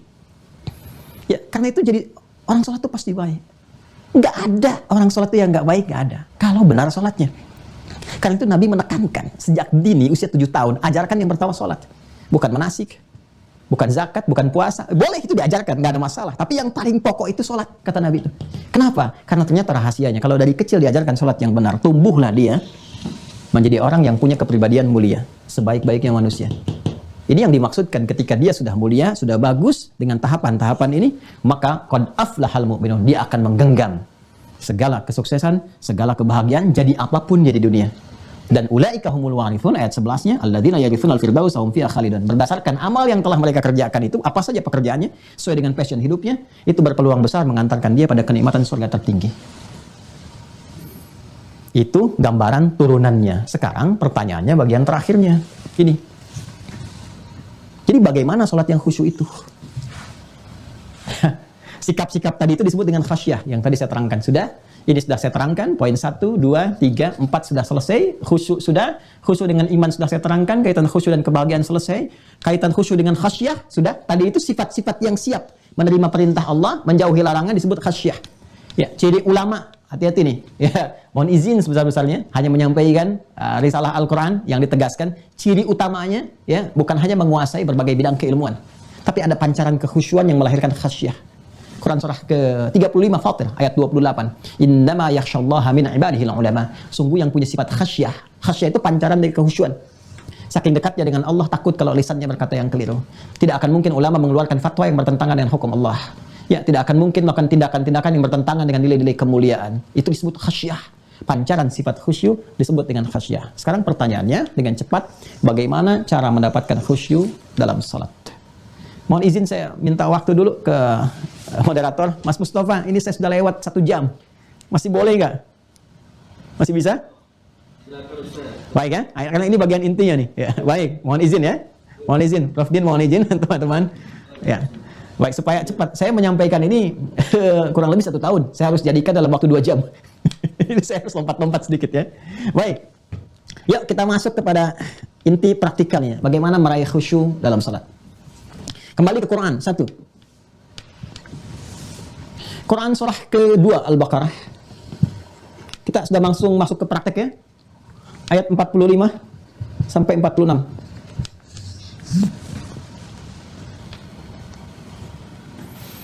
Ingat ya, pelan-pelan. Saya ingin batasi dengan definisi tadi supaya kita terfokus bahasannya. Jadi khusyuk bukan diartikan dengan fokus. Ya, ingat ya, bukan diartikan fokus gitu kan. Ya, khusyuk itu adalah keadaan tentram dan ketenangan dalam jiwa yang hadir lewat mekanisme ibadah setelah kita berusaha merendahkan diri dan menghinakan keadaan kita di hadapan Allah Subhanahu wa taala dalam proses yang disebut dengan salat itu. Ya, jadi jangan diartikan fokus ya. Kalau fokus ya sulit orang untuk mendapatkan fokus. Yang dimaksudkan sifat ini, keadaan ketentraman, ketenangan yang diakibatkan atau dimunculkan dari proses yang tadi disebutkan. Nah, caranya, mekanismenya, prosesnya. 1 kita lihat Quran surah kedua Al-Baqarah ayat 45 sampai 46. Saya sampaikan dengan cepat. Wasta'inu bis-sabri was-salah. Wa innaha lakabiratun illa 'alal khashi'in. Wasta'inu, dan jika Anda memiliki persoalan dalam kehidupan, dan sudah pasti ya kita miliki itu, maka mintalah solusinya kepada Allah. Ini sudah janji Allah ya yang disampaikan kepada kita dan harus kita pegang kuat. Ingat, interaksi kita dengan Allah itu disebut iman namanya. Ya, iman itu meyakini sepenuhnya tanpa ragu. Walaupun belum terlihat ya secara kasat mata oleh pandangan kita misalnya atau aspek-aspek indrawi yang lainnya. Itu iman. Ya, kalau kelihatan ilmu namanya. Ya, meyakini apa yang belum tampak iman namanya. Jelas ya? Nah, kata Allah, jika Anda punya persoalan apapun dalam kehidupan, maka mintalah solusinya kepada Allah. Wasta'inu. Pelan-pelan ya. Bis-sabri was-salah. Pertama, sabar dulu terima itu. Dengan cara sabar. Sabar dulu. Nanti sabar ada babnya sendiri ya. Kalau saya bahas nanti terlalu panjang dan melebar sifatnya. Di cara mengatasi persoalan dalam hidup itu, solusi itu bisa datang. Solusi bisa datang lewat sabar dulu. Ya. Nanti konsep sabar, lain waktu mungkin kalau kita ada pengajian lebih dalam, kita bisa turunkan. Tapi saya berikan ayatnya saja. Quran surah kedua Al-Baqarah ayat 155 sampai 157. Anda kalau bisa mendalami ini dengan baik, insya Allah apapun persoalan hidupnya, maka akan mendapatkan solusi yang sangat indah. Ya, nyaman kita, nyaman. Jadi sudah paham sebelum mendapati persoalan-persoalan yang dihadapi itu. Sudah mengerti bagaimana cara mengatasinya. Ini konsepnya ada di sini. Terima dulu kata Allah, karena bukan hanya Anda yang diuji. Orang dulu pun diuji. Karena itu ketika Nabi mendapatkan ujian sakit misalnya, ditunjukkan Nabi Ibrahim pernah sakit, sikapnya begini. Turun Quran surah ke-26 ayat 80. Nabi Ayub pernah lebih parah, sikapnya begini. Quran surah ke-21 ayat 83 sampai 84. Ketika diganggu, dilempari di Taif, turun juga berita. Nabi dulu pernah begini, pernah begitu. Ada kisah Musa, kisah Nabi Yunus dan sebagainya. Ya, terima dulu dengan sabar. Karena sabar bisa menguatkan nilai-nilai kualitas kebaikan dan menjadikan lebih kuat kita dalam menyikapi persoalan kehidupan di masa depan. Lalu, kata Allah, setelah kamu merasakan tenang, sabar itu melahirkan ketentraman awal, pengantar pada ketenangan. Kalau kita paham ilmu sabar, apapun yang kita hadapi, ya permasalahan apapun, itu ada ketenangan dulu di awal. Setelah kita jernih karena tenang itu, jernih berpikir, lalu minta solusi kepada Allah. Lewat apa? Wassalah. Lewat salat. Ya. Masya Allah, indah sekali nih. Ya, ternyata salat itu solutif. Ya Allah langsung menawarkan semua persoalan-persoalan kehidupan, mintakan kata Allah dalam salat. Terima dulu dengan sabar, karena di balik itu ada hikmah yang menguatkan dirimu, meningkatkan kualitasmu. Nanti saat sholat, ya mintakan kepada Allah solusinya. Karena itu hikmahnya sholat dibagi 5 waktu, supaya Allah bisa mengentaskan semua persoalan kita di setiap keadaan. Subuh ada masalah, selesai. Subuh ke siang ada persoalan, di siang tuntas. Siang ke sore selesai. Sehingga tidurnya nyaman. Nggak membawa persoalan dalam tidur. Sampai kita selesai tidur pun kembali kepada Allah dalam keadaan yang tenang. Karena itu jiwanya dipanggilin ketenangan, dan ketenangan itu dilatih lewat sholat. Lewat sholat tumakninah, sifat yang melekat dari tumakninah disebut mutmainnah. Makanya kalau pulang, jiwa mutmainnah itu panggilannya tenang. Ya ayyatuhan nafsul mutmainnah, irji'i ila rabbika radiyatan mardiyah. Quran surah ke-89 ayat 27 sampai 30 itu. Balik ke sini. Ya, jadi konsepsi pertama kata Allah, ketika kamu sholat itu silakan minta apapun. Ya karena itu wasta'inu itu kata perintah. Kalau kamu punya persoalan minta. Lalu kita rubah kata ini dalam bentuk permohonan. Ya, wasta'inu perintah dirubah dalam bentuk permohonan, merubahnya menjadi nasta'in. Secara cepat itu begitu. Wasta'inu perintah, nasta'in kita minta. Mintalah, ista'inu kami minta, nasta'in. Kepada siapa mintanya? Kepada yang menjanjikan. Siapa? Allah. Kita minta sama Allah yang menjanjikan. Kepadamu saja ya Allah kami minta. Engkau memerintahkan, kami melakukan. Engkau menjanjikan, sekarang kami meminta. Kan? Maka apa kata Allah? Iyyaka na'budu. Sekarang kamu kerjakan ibadah. Wa iyyaka nasta'in. Ya? Dan sekarang kamu katakan kami meminta kepadamu saja ya Allah. Bukankah kita mengatakan kalimat itu 17 kali dalam sehari? Dalam apa kita mengatakan itu? Bukankah dalam sholat? Makanya sholat itu solusi. Karena itu muncul hadis qudsi riwayat sahabat Abu Hurairah. Ya, perhatikan kalimatnya. Saya cepat saja ya. Ya, cepat saja. Qasamtu shalah baini wa baina 'abdi. Kata Allah di hadis qudsi, saya bagi sholat kepada 2 bagian untuk memberikan hak dan kewajiban antara aku dengan hambaku. Wali abdi ma sa'al, dan apapun yang hambaku minta, kalau benar menunaikan kewajibannya, kalau benar dia khusyuk salatnya, kalau benar aku berikan apapun yang dia minta sesuai kebutuhannya. Sesuai kebutuhannya. Allah mengabulkan apa yang dibutuhkan, bukan memberikan apa yang diinginkan. Ingat itu. Ya? Perhatikan, qasamtu shalah baini wa baina 'abdi 'ala nisfain. Wa idza qala la 'abdi wa li 'abdi ma sa'al wa idza qala la 'abdu alhamdulillahi rabbil alamin. Kalau hamba mulai berkata alhamdulillahi rabbil alamin. Qala Allah azza wa jalla hamadani 'abdi. Allah menjawab langsung, hambaku sedang memujiku. Wa idza qala al-'abdu ar-rahmanir rahim, kalau hamba berkata ar-rahmanir rahim, qala Allah azza wa jalla, Allah menjawab asna 'alayya 'abdi, hambaku sedang menyanjungku. Wa idza qala al-'abdu maliki yaumiddin, kalau hamba berkata maliki yaumiddin, qala Allah azza wa jalla, Allah menjawab majjadani 'abdi, hambaku sedang mengagungkanku. Perhatikan kalimatnya, di sini berubah. Wa idza qala al-'abdu iyyaka na'budu wa iyyaka nasta'in, dan ketika hambaku berkata iyyaka na'budu, ya Allah sekarang kami ibadah. Ibadah yang dimaksudkan salat di situ. Na'budu itu implementasi dari perintah. Perintahnya apa? U'bud. Di Quran surah ke-20 ayat 14 itu perintahnya. Innani anallah la ilaha illa ana fa'budni. Saya Allah, gak ada Tuhan selain saya, sembah saya. U'budni, sembah saya. Lalu kita katakan saya menyembahmu ya Allah. Iyyaka na'budu. Begitu kita mengatakan iyyaka na'budu, kata Allah wasta'inu, minta sekarang. Kita katakan wa iyyaka nasta'in. Ketika Anda, saya, kita mengatakan iyyaka na'budu wa iyyaka nasta'in, lihat hadis kutsinya. Hadza baini wa baina 'abdi, hadza baini wa baina 'abdi wa li 'abdi ma sa'al. Ini perjanjian antara aku dengan hambaku. Kalau hambaku benar salatnya, sampai detik ini saja, apapun yang dia minta, sepanjang dia butuhkan, aku akan berikan. Itu baru berdiri, Pak. Belum khudu dan dhillu. Belum ruku sampai dengan sujud. Baru berdiri. Itulah rahasianya. Kenapa Nabi Zakaria alaihissalam itu sampai menunaikan sholat di mihrabnya Maryam untuk mendapatkan kekhusyuan di tempat itu. Dan memohon di situ kepada Allah hal yang mustahil menurut manusia. Dan dilakukan dalam sholat. Ini rahasia antara kita saja ya. Di malam hari ini. Itu semua Nabi dan Rasul sholat. Semua Nabi dan Rasul. Dan setiap mereka punya hajat sholat. Nabi Musa sholat, Quran surah ke-20 ayat 14. Nabi Isa, Yesus Mesias sholat, Quran surah ke-19 ayat 31. Wa ja'alni mubarakan aina ma kuntu wa awsani bis shalah.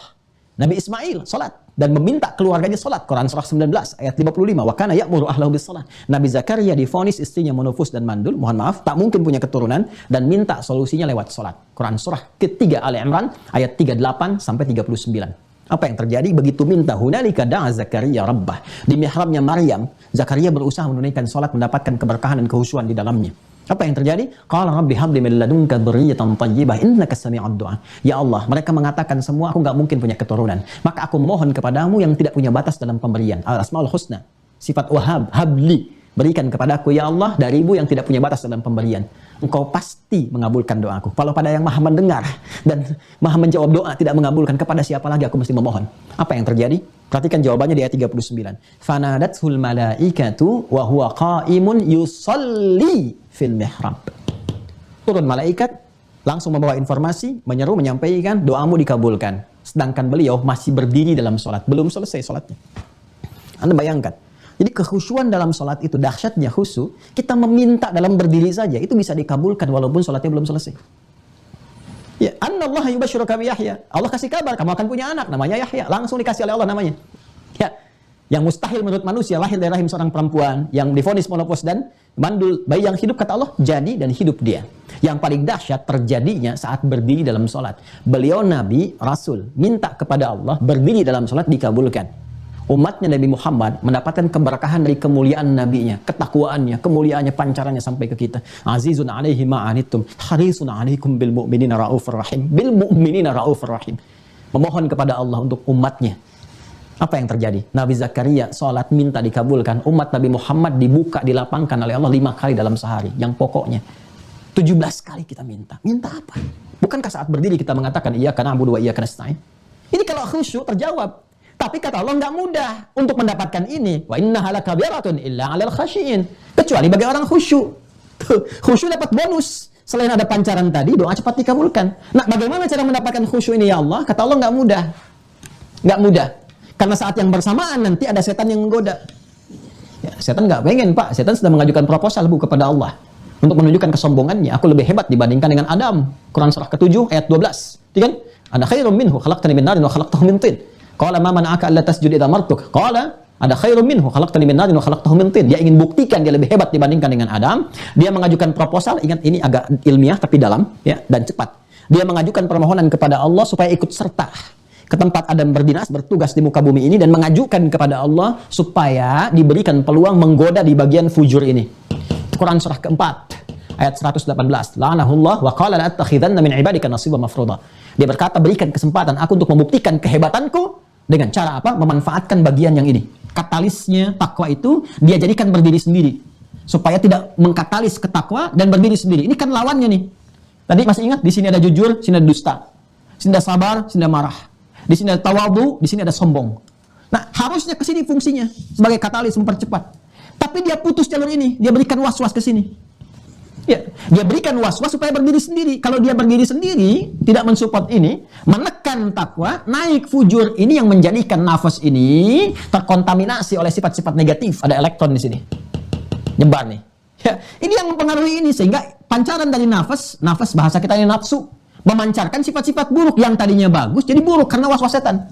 Ini yang dimaksud Quran surah ke-12 Yusuf di ayat 53. Wa ma ubarri'un nafsi innan nafsa la'ammaratum bisu. Kita nggak bisa menjadikan diri kita suci karena di dalamnya ada apa? Ada fujur yang diberikan was-was oleh setan. Ya kan? Dan kalau sudah berdiri sendiri dia memerintahkan kepada keburukan. Su itu buruk. Ya, salah lawan dari kata saleh. Dari mana setan masuknya? Dari sini pintunya nih, dari sadrun masuk ke sini, ke was-was.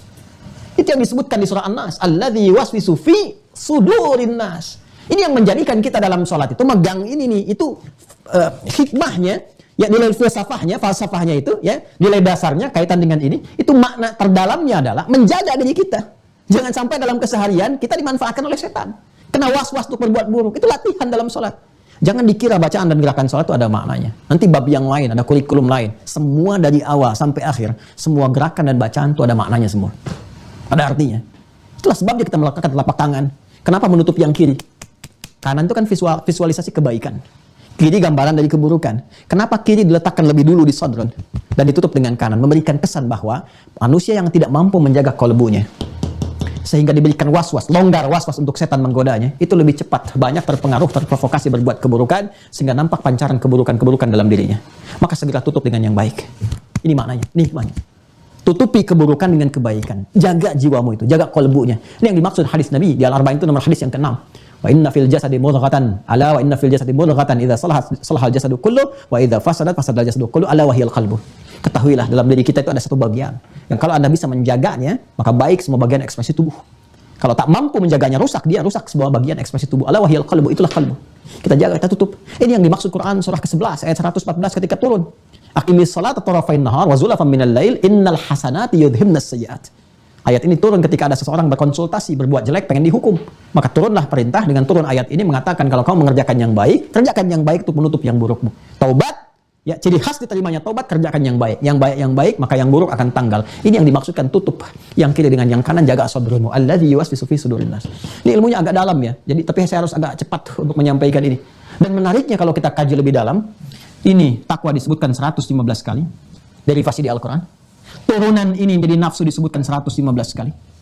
Malaikat mensupport takwa disebutkan 88 kali dalam Al-Quran.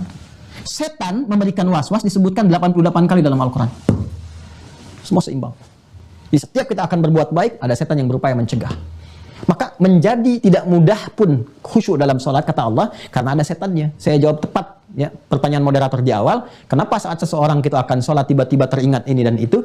Ya, tinggal dilihat kalau ingatan mensupport kepada kehusyuan, maka itu support dari malaikat.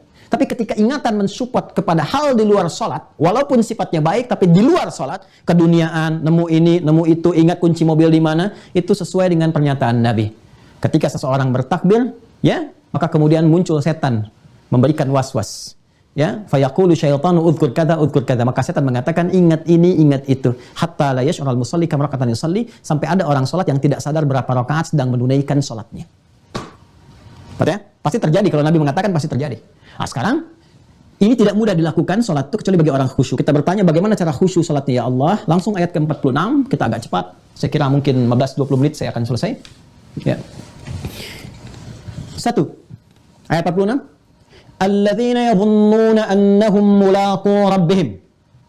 Orang khusyuk itu adalah orang yang saat akan mulai sholat. Ternyata khusyuk dimulai sebelum sholat persiapannya. Ada pra-sholat. Khusyuk itu dimulai sebelum sholat, pra-sholat.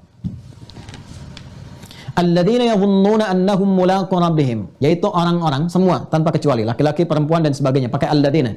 Yadhunnuna annahum mulaqu rabbihim, orang-orang yang menyadari bahwa dalam sholat itu dia akan menghadap kepada Rabbnya. Awas. Ya, ini bahasanya singkat tapi dalam. Jadi orang khusyuk itu kelihatan, kata Al-Quran, sebelum sholat, dia menyadari sepenuhnya, merasakan, ini akan menghadap Allah. Ingat ya, kalau disebutkan Allah, berarti itu nama yang mencakup semua sifat dan keagungannya. Al-Asma'ul Husna. Ya, Ar-Rahman, Ar-Rahim, Al-Malik, Al-Jabbar, dan seterusnya, semuanya. Itu dicakup dengan satu nama, Allah. Di Quran surah ke-17, ayat 110. Qulid Allah, awid Ar-Rahman, ayyamma tad'u falahul asma'ul husna. Ya, walillahil asma'ul husna. Itu kalau sudah disebutkan Allah, semua nama-nama tadi tercakup di dalamnya. Yang mau saya ilustrasikan begini, Anda ketemu orang, public figure siapapun, yang punya sifat kebaikan, mulia, ilmunya luas, dan sebagainya. Bukankah ketika ada undangan, Anda siap-siap begitu rupa? Tampilan dibaguskan, diperbaiki, dan sebagainya. Nah, ini yang mengundang kita, yang maha segalanya. Yang menciptakan sosok itu. Karena itu, ketika ada panggilan Allahu Akbar, kalimat Allah disebutkan, wajilat qulubuhum, seharusnya yang hadir dalam jiwa kita itu semua sifat kemuliaan tadi. Ini yang manggil yang maha besar, yang maha mulia, yang maha agung, yang menawarkan solusi, yang ngasih semua hal kebaikan kepada kita. Ini manggil kita sekarang, hadirkan makna itu. Jadi bukan sekedar mendengar Allahu Akbar, tiba salat, bukan. Ya, kalau mau khusyuk, kata Allah, rasakan ini. Kita dipanggil oleh satu zat, Rabbul Izzah, yang memiliki semua sifat-sifat keagungan. Ya, dan laisa kamitslihi syai', enggak ada yang serupa. Manusia itu masih kecil, ciptaan kok. Ya, kenapa Anda dipanggil pejabat tertinggi dalam kehidupan sosial kita atau di negara kita, bersiap-siap dengan hebat dan bagus. Sekarang yang mewafatkan pemimpin itu, yang mewafatkan orang kaya itu, yang mewafatkan ulama itu, manggil kita. Ya, makanya orang-orang khusyuk kelihatan. Ya, nampak, kata Allah, persiapannya ada di Quran surah ke-7. Dijawab di Quran surah ke-7 ayat 31. Quran surah 7 ayat 31. Apa persiapan orang ini? Ya bani Adama, hei semua anak cucu Adam, khudhu zinatakum 'inda kulli masjid. Ketika panggilan di masjid sudah disampaikan, Allahu Akbar, ini tafsir cepatnya ya. Tafsir cepatnya ya. Ketika panggilan di masjid sudah disampaikan, maka kenakan semua pakaian terbaikmu, terindahmu. Karena ternyata Masya Allah, orang khusyuk itu kelihatan, dari pakaiannya kelihatan. Mohon izin ya Pak ya, ibu kita berlatih. Kalau nggak percaya silakan. Anda tunaikan, jangankan yang fardu, yang sunnah saja. Lihat dari pakaian. Kalau cuma mengenakan kaos, apalagi kaos olahraga dipakai untuk menunaikan sholat misalnya, sementara ada pakaian yang lebih bagus, yang lain yang lebih layak gitu, kenakan aja kaos oblong, tutup aurat aja, dan sebagainya. Lihat bagaimana perasaan dan suasana sholat yang ditunaikan. Akan beda rasanya dengan kita menyiapkan baju terbaik. Bukan mewah ya, tapi yang terbaik yang bisa kita dapatkan dari harta yang paling halal. Mukena yang terbaik, yang paling bagus, baju yang terbaik, gunakan wewangian yang paling indah dan sebagainya. Itu mengantarkan mukaddimah pertama pada kehusyuan. Kata Allah kelihatan serius nih. Anda kalau menerima tamu nggak serius, pakaian nggak nyaman dan sebagainya, Anda kan malas menerima. Ya, di mana logika kita saat menghadap Allah? Kenapa nggak digunakan itu? Ya, dunia itu pandai sekali, logikanya tajam, akalnya sehat, tapi imannya sakit gitu. Nah, ketika menghadap Allah, kenapa akalnya jadi nggak sehat? Sekarang kan lagi musim akal sehat itu. Ya, kenapa akal sehatnya hanya dipakai untuk dunia saja? Untuk urusan akhiratnya kenapa nggak dipakai? Anda menghadap duniawi, tampilan bagus, menghadap Allah pencipta Anda, dan Anda di situ memohon, meminta, butuh kita. Kenapa kata Allah tampilannya biasa-biasa saja? Jadi kelihatan orang khusyuk dari penampilan terlihat satu. Dan yang dahsyat, perhatikan, wa annahum ilaihi raji'un. Wa annahum ilaihi raji'un. Allahu akbar. Dan mereka menyadari ya, bahwa boleh jadi ini sudah agak malam nih kalau mendengar kalimat raji'un, raji'un artinya apa tuh? Kita asosiasinya langsung kepada meninggal kan? Wafat. Ya, innalillahi wa inna ilaihi raji'un. Ya, si fulan dipanggil Allah apa artinya? Biasanya orang memahaminya meninggal kan? Nah, bukankah kita dipanggil Allah dalam sholat? Dipanggil nih, suara muadzin kan manggil kita tuh. Ya, hakikatnya panggilan dari Allah kan? Kata Allah tuh begini, kamu tuh saya panggil sekarang untuk menghamba, saya berikan solusi dari persoalanmu. Tapi boleh jadi panggilan itu panggilan terakhir dari kehidupanmu. Step yang kedua, kalau Anda ingin merasakan kekhusyuan dalam sholat, setelah kenakan pakaian terbaik, wudhu dengan sempurna, Quran surah ke-6, Quran surah ke-5, maaf, tadi di 7 ayat 31, Quran surah ke-5, ayat yang ke-6. Ya ayyuhalladzina amanu, orang-orang beriman, konfirmasi ini. Ya, idza qumtum ila shalah, kalau kamu ingin tunaikan salat dengan sempurna, mulai dengan berwudu. Sempurnakan wudu semua. Wudunya sudah sempurna, kenakan pakaian yang baik. Kenapa? Menghadap Allah. Dan boleh jadi kata Allah, saat menghadap itu, mungkin itu ajalmu. Mungkin kamu meninggal. Jadi step yang kedua, setelah kita berwudu dengan sempurna, kenakan pakaian yang baik, menghadap ke arah kiblat, ya dengan cepat. Hadis Muslim nomor hadis 397, Al-Bukhari nomor hadis 757 dari sahabat Abu Hurairah. Itu tinggal dikonfirmasi, sudah saya cek, ya. Nanti tentang kisah Khalad bin Rafi Az-Zuraiki yang diajarkan asbigul wudu, idza qumta ila shalah, sempurnakan wudu, famastaqbilil qiblah, menghadap ke arah kiblat, dimulai salat. Sebelum dimulai itu, rasakan, boleh jadi itu salat terakhir yang kita tunaikan dan mengantarkan kita kepada Allah di ujung kehidupan kita. Itu yang menjadikan Nabi sebelum salat pernah memberikan isyarat dan mengatakan, "Shallu salatan muwadda'." Ya, jamaah sekalian, salatlah kita semua dan rasakan, mungkin ini salat perpisahan kita dengan kehidupan kita. Jadikan sebagai sholat bagian dari perpisahan kita. Jadi begitu Anda menghadirkan suasana, ini saya menghadap. Kemudian ketika menghadap itu merasakan, bagaimana kalau wafat saat sholat ini. Sementara Anda merasakan masih banyak salah. Makanya ngaku kan ketika takbir, Allahu Akbar. Terus Anda katakan apa? Allahumma ba'in baini wa baina khatayaya. Khatayaya itu jamak dari kata khati'ah. Jamaknya khataya, ya kecilnya ngaku. Maka kalau bahasa bebasnya begini, ya Allah, hamba mengakui saat menghadap ini punya banyak dosa. Maka mohon ya Allah, jauhkan antara hamba dengan dosa hamba. Ya, kalaupun di akhirat nanti akan ditampakkan, wa may ya'mal mithqala dzarratin khairan yarah, wa may ya'mal mithqala dzarratin syarran yarah.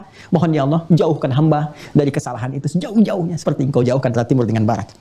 Allahumma naqqini minal khataaya kama yunqqa thawbul abyadu minad danas. Ya Allah, kalau kesalahannya begitu pekat, dosanya begitu banyak, ya, seperti noda dalam pakaian, maka mohon ya Allah, bersihkan dengan segala kuasa-Mu. Kalau perlu, bil ma'i wath thalji wal barad.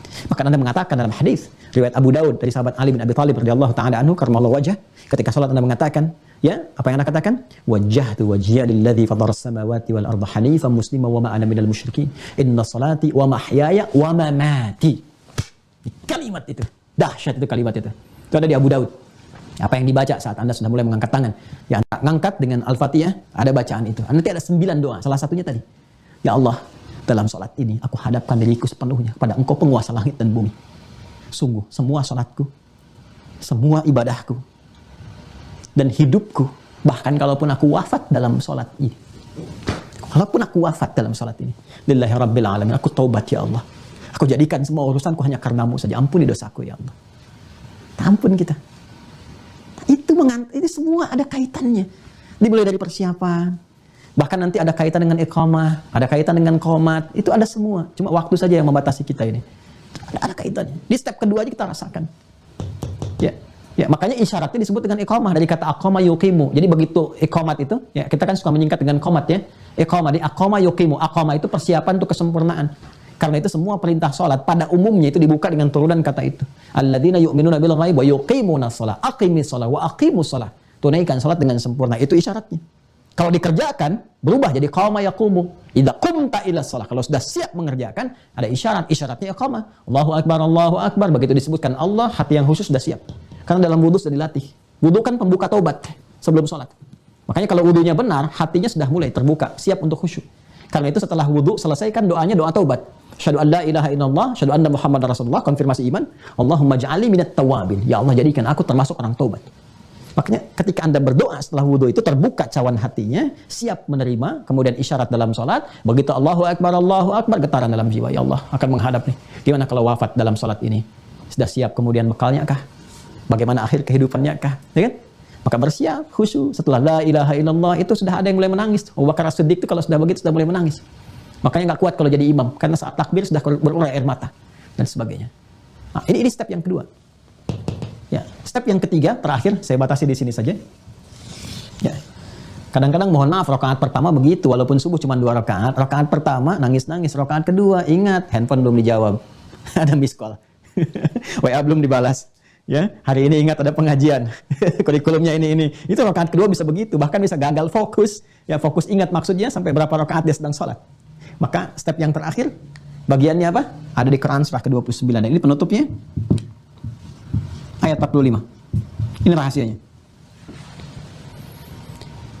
Ini masih pra sholat, tapi diterapkan dalam sholat. Ya, maka kata Al-Quran, utlu. Ini fase sebelum sholat. Utlu ma uhya ilaika minal kitab wa aqimis shalah. Utlu, kalau Anda buka terjemahan, itu selalu diterjemahkan dengan bacalah. Padahal ada 2 kata yang berbeda diterjemahkan dengan terjemah sama dalam terjemahan, yaitu Iqra, wahyu pertama, Quran surah 96 ayat 1, Iqra bismi rabbikal ladzi khalaq.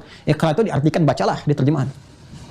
Tapi kalau Anda buka Quran surah ke-29, Al-Ankabut ayat 45, itu utlu kalimatnya. Tapi terjemahannya sama tuh, bacalah. Nah, ini perbedaan terjemah dengan tafsir. Ya, terjemah mewakili keumuman makna, tafsir detil dari apa yang diutarakan, dari kata yang diungkapkan. Kalau ada qiraah, ikra, itu dari kata qiraah, qara'a yaqra'u, itu artinya membaca sesuatu tanpa menuntut adanya pemahaman. Jadi mau paham, mau tidak, Anda tidak dituntut, yang penting baca. Tapi kalau utlu, dia dari kata tilawah. Tilawah. Tala yatslu tilawatan, yang punya 3 arti. 1, baca. 2, pahami apa yang dibaca, paham. 3, amalkan, kerjakan apa yang telah dipahami itu. Ini ada 3 komponen, baca, paham, amalkan. Dan menariknya, wahyu pertama yang diturunkan, itu kalimatnya ikra, mengonfirmasi kata qiraah. Ya, kenapa katanya ikra bukan utlu? Ini untuk menguatkan sifat ummi Rasulullah. Litakidi ummiyati, ya, Sayyidina Muhammad sallallahu alaihi wasallam, untuk menguatkan sifat ummi Nabi yang memang nggak bisa baca, nggak bisa nulis. Jadi jangankan paham, baca aja nggak bisa. Makanya kalau ayatnya mengatakan utlu, itu keliru konteks. Ya, karena itu Allah menegaskan sifat umminya Nabi, ikra, karena Nabi itu jangankan paham, baca pun nggak mampu. Ya, makanya ikra. Tapi setelah dibimbing oleh malaikat, diberikan kekuatan dalam jiwanya, dilapangkan, diberikan kekuatan untuk mendapatkan Quran dengan cepat. Quran surah 75 ayat 16 sampai 18 itu kan terkumpul 12 tahun tuh. Ya, 3 tahun pendahuluan, kemudian 10 tahun mulai bertahap di Mekah itu. Pada tahun yang ke-9, artinya 12 tahun, 9 tambah 3, 12, kan dakwah terbuka 10 tahun. Ya, 3 tahun persiapan, 6 bulan itu ya mimpi yang benar. Jadi wahyu dimulai dengan 6 bulan mimpi yang benar, 3 tahun pembekalan awal, masa Iqra, sampai turun Al-Mudaththir, baru kemudian tahun selanjutnya yang ke-4, ya, sampai dengan ke-13, itu Fatrah Makkiyah sebelum hijrah ke Yathrib, kelak jadi Al-Madinah Al-Munawwarah. Nanti setelah berjalan tuh, ya, selama 12 tahun pembekalan itu, turunlah kemudian perintah untuk menunaikan sholat, dengan Isra Mi'raj itu turun. Dan menariknya, ketika diperintahkan menunaikan sholat itu kalimatnya berubah dari Iqra menjadi utlu. Memberikan sebuah kesan yang berbeda. Sebelum sholat ditunaikan, kan sudah diajarkan oleh malaikat. Disampaikan, begini caranya Muhammad SAW, disampaikan, turun ayatnya dijelaskan. Nah, dikonfirmasi kepada kita, diperintahkan oleh Allah. Yang diperintahkan Nabi, tapi sejatinya itu untuk kita. Utlu ma uhya ilaika minal kitab. Ya, Muhammad SAW jelaskan kepada umatmu. Kalau untuk konteks Nabi Muhammad, baca dulu, pahami dulu seperti yang Jibril mengajarkan kepadamu. Ya, tentang tata cara salat itu, seperti yang ditunjukkan dalam Al-Quran. Ya, Nabi dibimbing oleh malaikat, begini cara takbirnya, sampai dengan salamnya. Setelah paham semuanya, wa aqimis shalah, tunaikan salat. Pakai alif lam sekali lagi. Lihat ayatnya pakai alif lam. Tunaikan sholat dengan cara seperti yang diajarkan itu aturannya. Seperti ketentuan itu.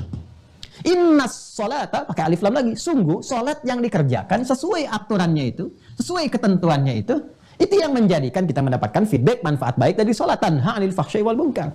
Nah ini kemudian yang menjadikan Nabi mengonfirmasi kepada kita, mengajarkan kembali dan memahamkan.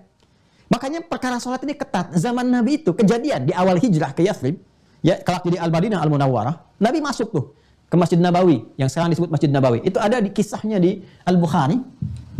Al-Bukhari nomor hadis 757. Di hadis Muslim dikonfirmasi dengan redaksi yang sama. Nomor hadis 397.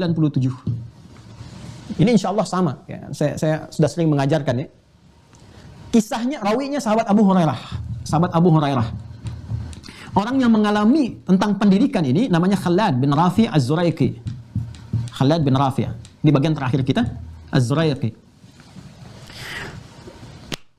Nabi masuk ke masjid. Dakhala Nabi sallallahu alaihi wasallam al-masjidah. Nabi masuk SAW ke masjid. Fadakhala rajulun, maka di belakangnya ya, ngintil, ngikut ya, laki-laki masuk. Ya, fasalla, maka dia salat, laki-laki itu salat. Wan Nabi sallallahu alaihi wasallam fi nahiyatin ukhra minal masjid. Nabi di sisi yang lain. Begitu dia selesai salat, thumma atan Nabi sallallahu alaihi wasallam, dia mendatangi Nabi sallallahu alaihi wasallam, fasallama alaihi. Maka dia mengucapkan salam, salam alaihi. Faradda alaihi, maka Nabi menjawab salamnya, wa alaikassalam wa rahmatullah. Lalu Nabi mengatakan, irji' salli fa innaka lam tusalli. Kamu salat lagi karena kamu belum salat. Padahal dia baru tuntas mengerjakan salat. Kata Nabi, kamu belum salat. Fa ada salat tahu, maka dia mengulang salatnya seperti yang dia telah tunaikan itu. Kejadian datang lagi ke Nabi, mengucapkan salam, dijawab, komen Nabi lagi. Kata Nabi apa? Balik lagi, salat, kamu belum salat. Sampai 3 kali. Dia berkata, ya Rasulullah, bimana la uhsinu ghairah. Ya Rasulullah, saya bisanya begini salatnya. Alim nih, tolong ajarkan saya apa yang belum sempurna. Itu dahsyatnya sahabat. Ya, jadi kalau kita diluruskan itu kita mau belajar, bukan mendebat. Ya, kalau memang ukurannya kita mesti untuk mendapatkan ilmu pengetahuan. Apa yang paling menarik? Alim nih, tolong ajarkan saya. Di titik inilah kemudian Nabi membimbing dengan sempurna. Apa kata Nabi? Idza qumta ila shalah. Kalau kamu ingin salatnya sempurna, sesuai dengan aturan-aturannya, asbighul wudu. Belajar tentang tata cara wudu dulu, pahami. Ini mencakup pemahaman. 3 cara. Caranya, prakteknya seperti apa? Kemudian bacaannya, kalau ada bacaan yang mengiringi. Kemudian yang ketiga, gerakannya. Ya, lakukan tata caranya dari gerakannya, maaf. Yang kedua bacaannya, ketiga hikmahnya. Makna dari semua itu. Ternyata dari mulai wudu, menghadap kiblat, takbir sampai salam, itu semua bacaannya punya makna dan semua gerakannya pun punya arti. Dan ketiganya harus memfungsikan 3 bagian dari anatomi manusia ini.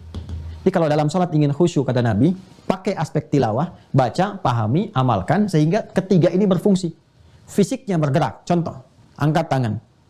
Lisan mengucapkan, Allahu Akbar, itu fisikal. Akal menerjemahkan, Allah Maha Besar. Karena paham, hati meresapi. Ya Allah, saya berikrar sekarang Engkau Maha Besar. Tapi dalam hidup saya senantiasa merasa besar dalam kehidupan. Sombong, merasa lebih tinggi dibanding kawan yang lain. Lebih hebat dibanding dengan pasangan. Lebih unggul dibanding dengan teman-teman. Sedangkan dalam sholat mungkin kau wafatkan aku saat ini. Maka bertobatlah saat itu. Allahumma ba'in baini wa baina khatayaya. Itu maksudnya. Nah sekarang tugasnya, pertanyaan besarnya adalah, sebetulnya ini kalimat yang singkat, diksinya singkat, padat, cuman utslu. Tapi dalam sindirannya. Seakan-akan ingin mengatakan, boleh jadi ada yang sholat, tidak mendapatkan kehusyuan. Karena tidak mengerti apa yang dia baca dan dilakukan dalam sholatnya. Jujur sampai dengan malam hari ini, berapa ribu kali kita ruku dan sujud, dari sekian banyak ribuan ruku dan sujud itu berapa persen bacaan sholat yang dipahami? Jangan-jangan tidak mengerti apa yang diucapkan, tidak paham apa yang diungkapkan dalam ruku. Bagaimana kita bisa mendapatkan kehusyuan kalau tidak mengetahui dan tidak paham apa yang dilakukan? Bukankah untuk dunia saja kita melakukan, ya mohon maaf, ada training, ada pendidikan, dari mulai TK sampai luar biasa, S1, S2, S3. Ada seminar, stadium general, hanya untuk melahirkan sesuatu karya duniawi yang sifatnya sementara. Kenapa untuk yang sifatnya abadi, kita tidak harus menghadirkan semua mana tadi? Ya, seharusnya lebih effort kita kepada sholat ini dibandingkan dengan turunan-turunan dunia. Karena ternyata kesuksesan dunia pun sumbernya berasal dari kehusyuan ini. Ya, jadi kesimpulannya, kalau ingin mendapatkan kehusyuan, maka dimulai dari pra-sholat. Persiapkan diri kita dengan mengenakan tampilan yang baik. Rasakan bahwa kita akan menghadap Allah dengan segala kekuasaannya. Dan mungkin kita wafat pada saat itu. Lalu kemudian persiapkan diri kita untuk memahami dulu bacaan-bacaan, gerakan-gerakan sholat dari awal sampai akhir. Semua ada hikmah. Kenapa tangan begini, kenapa diangkatnya segini, kenapa ada yang di sini, kenapa ngangkat ke belakang. Itu ada maknanya semua. Ada artinya semua. Dan kita ada referensi kitab-kitabnya. Banyak sekali. Ada Nadharat fi Ma'anis Salah, ada Asrarus Salah, dan seterusnya. Itu banyak sekali. Sampai dengan selesai, sampai dengan salam. Itu yang berhasil mentransformasikan orang-orang jahiliyah menjadi khairu ummah yang langsung pengakuannya datang dari Allah Subhanahu wa taala dengan turunnya Quran surah ketiga Ali Imran ayat 110. Kuntum khaira ummatin ukhrijat lin-nasi ta'muruna bil ma'ruf wa tanhauna 'anil munkar wa tu'minuna billah. Kalian adalah orang-orang yang sejati yang telah berhasil mentransformasikan diri dari jahiliyah menjadi umat terbaik. Kalianlah umat terbaik yang pernah dilahirkan di kalangan manusia yang berkehidupan, yang cirinya adalah ta'muruna bil ma'ruf wa tanhauna 'anil munkar. Al-ma'ruf ta'muruna bil ma'ruf, ya, al-amru bil ma'ruf dan nahyu 'anil munkar, itu ciri khas ini. Bagian dari amalan. Sumbernya salat. Tapi sumber dasarnya wa tu'minuna billah, mengonfirmasi salat yang ditunaikan karena iman. Karena itulah salat khusyuk bukan salat biasa, tapi salat yang didorong oleh iman. Dan di Quran surah kedua Al-Baqarah ayat 143, salat kalimatnya disebut dengan iman. Wa ma kana Allahu liyudhi'a imanakum. Dan tidaklah Allah akan menyia-nyiakan salat yang dikerjakan karena iman kalian, karena kekhusyuan kalian. Saya kira ini yang saya sampaikan sesuai dengan apa yang tadi saya janjikan. Ya, kurang lebih 20 menit kita berhenti. Sekarang sudah pas jam 10.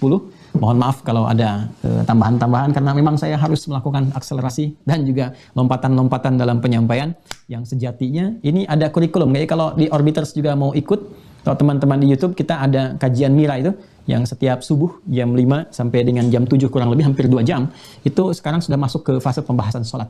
Dan kita bahas detail. Ya, kemarin sudah dibahas dari filosofisnya, makna filosofi dari sholat, kaitan ibadah dengan akidah sampai ke wudhu, bahasan terakhir wudhu. Nah, besok itu akan masuk ke dalil, nanti menghadap kiblat sampai dengan selesai. Dan itu satu pembahasan itu bisa sampai 2 jam. Jadi kalau kita mau bahas pun sampai subuh ini belum tentu selesai, Prof.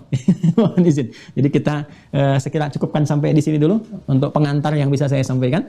Mudah-mudahan bisa tertangkap dengan baik, bisa dipahami, dan semoga kita diberkahi oleh Allah Subhanahu wa taala.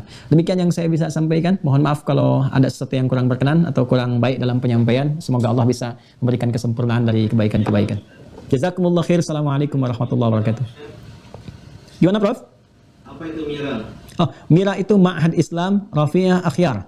Ya, jadi saya membuat Rafiah Akhyar. Kami membuat satu sistem pesantren virtual ya untuk mengakomodir masyarakat yang ingin belajar secara serius. Ya. Saya mendorong para orbiters untuk ikut. Lihat tadi ada maklumatnya di running text. Bisa broadcast menayangkan lagi. Ya, nanti silahkan, dipersilahkan kalau ingin terhubung. Tinggal ada 400 kuotanya karena kita 10.000 kita tutup. Ini sudah 9.600 yang mendaftar angkatan pertama. Nah, jadi memang mohon izin sedikit saja di Mira ini semua pembahasan terkurikulum. Jadi semuanya terukur dari pembahasan akidah, ibadah, ya sampai nanti akhlak pada ujungnya. Lalu nanti ada yang formalnya, formal di offline dalam bentuk pesantren. Itu yang sekarang sedang akan kita bangun. Bulan depan sudah akan berproses ya. Nah, jadi kalau Bapak Ibu mau ikut virtual itu boleh, dan juga menyimak juga boleh. Ada YouTube-nya juga, YouTube Mira Institute. Ya, logonya logo Mira nanti ya bisa dilihat. Nah, nanti di situ bisa belajar. Videonya tidak ada iklan, nggak ada potongan, jadi langsung dari awal sampai akhir. Sudah ada kurang lebih 70 sesi video. Kalau Anda mau memulai dari pembahasan awal sampai terakhir. Pembahasannya nanti mencakup sisi ontologi, epistemologi, aksiologinya. Jadi dari mulai dasar filosofisnya apa, ya sampai penjabaran logika, sampai juga ke dalil-dalil nakli. Saya kira itu, Prof. Terima kasih.